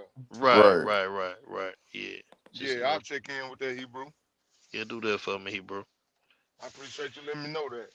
Yeah. We'll definitely put that prayer up for you, sister, and might even be pulling up in the near future. So just keep a look, just keep an eye out for us. I also want to make the brothers. Didn't y'all say I wasn't at the prayer call last night, but I know y'all said something about Mama Mary, sister. Yeah, Mama Marie. yeah, she doing Sister better, Marie. right? Yeah, yeah, yeah, Yeah, yeah, yeah. yeah. Yeah, she sounded strong last night. Ah, praises. Ah, praises. Yeah, she sounded strong last night. Brothers and sisters in the chat. I haven't been at the prayer calls here lately because I've been having on Wednesdays. I've been asked to go to a certain church and they be asking questions, so I be trying to help them out as best as I can. But what I will say is that I highly recommend that prayer call. I highly recommend it. This is how we connect with each other. This is how we interact with each other on a more personal basis while getting into the scriptures. But when two or more are in the midst, God is in the midst. So if we all sitting on this prayer call praying for one another, we ain't doing nothing but making each other stronger. Don't miss out on a perfect opportunity to get closer, not only with your brothers and sisters in the chat and on the panel, but also just building your connection with the Most High. Because I mean, we need that. We all need that. It's no telling what the next one is going through, and we have to be that shoulder for each other. You That's never right. know how important that is until you're in that situation where you need it. So, brothers and sisters, man, make your way to that prayer call. And when you get in that prayer call, make sure you respect your other brother or your other sister. Let them be able to get the things off that they need to get off. Be a listening ear first, Hmm. then give your opinion, then give your praise for the things that the Most High may have brought somebody else through. You'll find strength through somebody else's testimony. But man, I highly recommend it, brothers and sisters. I highly recommend it. It'd be a lot of testimonies going on there. Powerful testimonies. Yes, yes, yes, yes. Hmm. Just like we just got through listening how the Most High was working miracles in against those Philistines for the behalf of His people. The Most High still working those miracles. So they being no testimonies when we be hearing the blessings of the Most High, how He protecting us over here in Babylon, aka America. So That's right. y'all missing out. If you need prayer. We all need prayer. You still dealing with some sin. Come Hmm. on. Let's pray to the Most High. We all get healed and get that thing off for you. And Brothers, go go ahead. ahead. No, I'm you done. gotta go ahead. Okay. I got Uh, yeah, br- go ahead. Brothers and sisters, this we are building this panel, this everything that the Most High is making us put our hands to. I just want y'all to understand we are building a place of love, a place of edifying, of course, because that's what we have to edify. But we are also building a place of just a safe place for us. Don't be afraid to speak on things that may be bothering you or that you may need prayer for, because this is what this unity is about: standing for one another in the midst of adversity and getting through it together.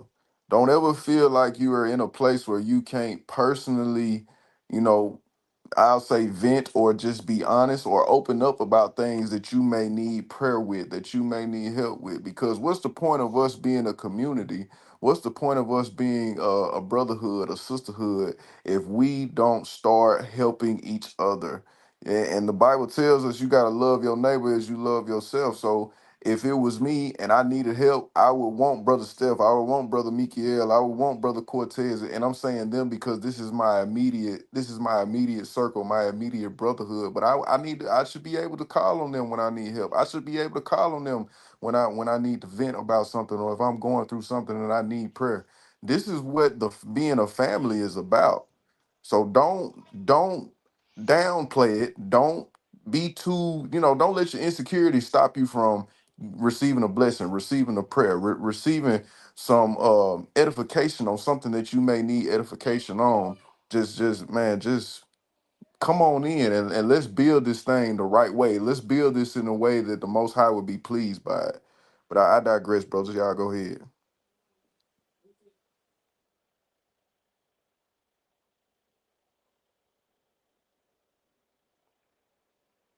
Okay, okay. All praise. I ain't got a text, man. Yeah, yeah, man. But if that's everything we got, we gonna end it right here. Hey, we love y'all. Thank y'all for tuning in. All praises to the Most High God. All right, hey brothers, we all need to stay on after this because we got to get a prayer in. I just got a text message.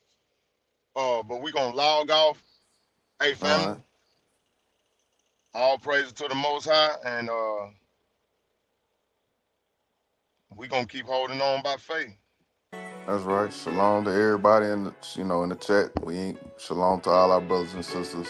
Like, share, and subscribe, and keep striving, keep working. And this has been another exciting episode of Put Your Weight on It Thursdays. And we out. DJ, hit me. The music I playing was now. lost trying to figure Oh, out man. where I began. Oh, Drowning in man. sin till I My ran bad, into y'all. Isaiah 28:10.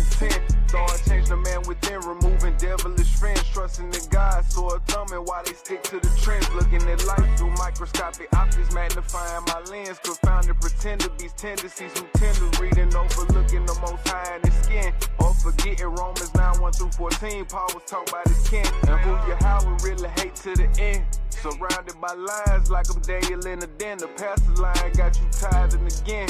Lawless ones got you worshiping them pagans with blend. The Most High say, I knew you not, what you gon' do then? Praying in the hour, devour our enemies with your prophecies. Trumpet sing when the blood in the wind. Let every Israelite say amen. Let every Israelite say amen. And keep on. I'm hanging on by faith. I ain't never giving up. All praise go to Yah. We can't never give enough. When circumstances beats it out, he come through and pick you up. Built to make it through the pain. That's just how it's given us. I'm hanging on by faith. I ain't never giving up. All praise go to Yah. We can't never give enough. When circumstances beats it out, he come through and pick you up. Built to make it through the pain. That's just how it's given See us. the gist, and that's our Hanging on by quarterback. faith. The 12 tribe broke the rules and got a flag. Now we trying to get our order back.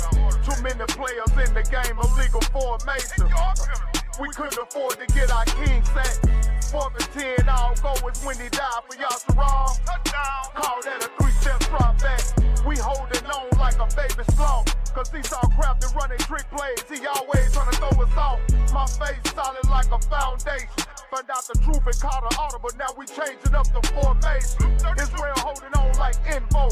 Internalizing all this hate for need captivity. Got me about to implode. My stick gon' block her when in beast mode. Screaming Netanyahu right before we drop this payload. I walk by faith and not by sight. I don't need no escape. We ain't starving over here. We bite on no face. I'm hanging on by faith. I ain't never giving up. All praise go to Yah. We can't never give enough. When circumstances beats it out, he come through and pick you up. Built to make it through the pain. That's just how it's given us. Hanging on by faith. I ain't never giving up. All praise go to Yah. We can't never give enough. When circumstances beats it out, he come through and pick you up. Built to make it through the pain. That's just how it's given us. Hanging on by faith. Nigga, I'm hangman. All praise go to y'all, I'm not the same man. Well, the weather them Edomite came and dropped us off in this strange land. That's why I wouldn't kick it even if I was karate kid and I was standing in a crane stand. When y'all found me, I was out there soaking wet like I had been doing the rain dance. Ain't no episode of Mr. Rogers that could teach you the same shit that the pain can. Boy, it came through, made me brand new like it cleaned me up with a drain pan. Made me focus, got me ready, helped me steady my aim hand. When he'll put me down, but he picked me up. Gave me new sight, repentance, equal reinventance, and that alone that can give you new life. But I still got a whole lot of scars, gotta heal, cause the nigga done been through a few fights. But I know now if you do right by me and I do right, it make us two right. But I know the goal now, I see the finish line. I done lost faith so many times, cause the world is set up so the sun shine. But I'm in the winner circle, can't let the devil trick me out of my place. Never let up so I steady my pace, keep hanging on and put trust in my faith. I'm hanging on by faith. I go to Yah. We can't never give enough. When circumstances beat it out, he come through and pick you up. Built to make it through the pain. That's YAH'S gift to us. Hanging on by faith. I ain't never giving up. All praise go to Yah. We can't never give enough. When circumstances beat it out, he come through and pick you up. Built to make it through the pain. That's YAH'S gift to us. Hanging on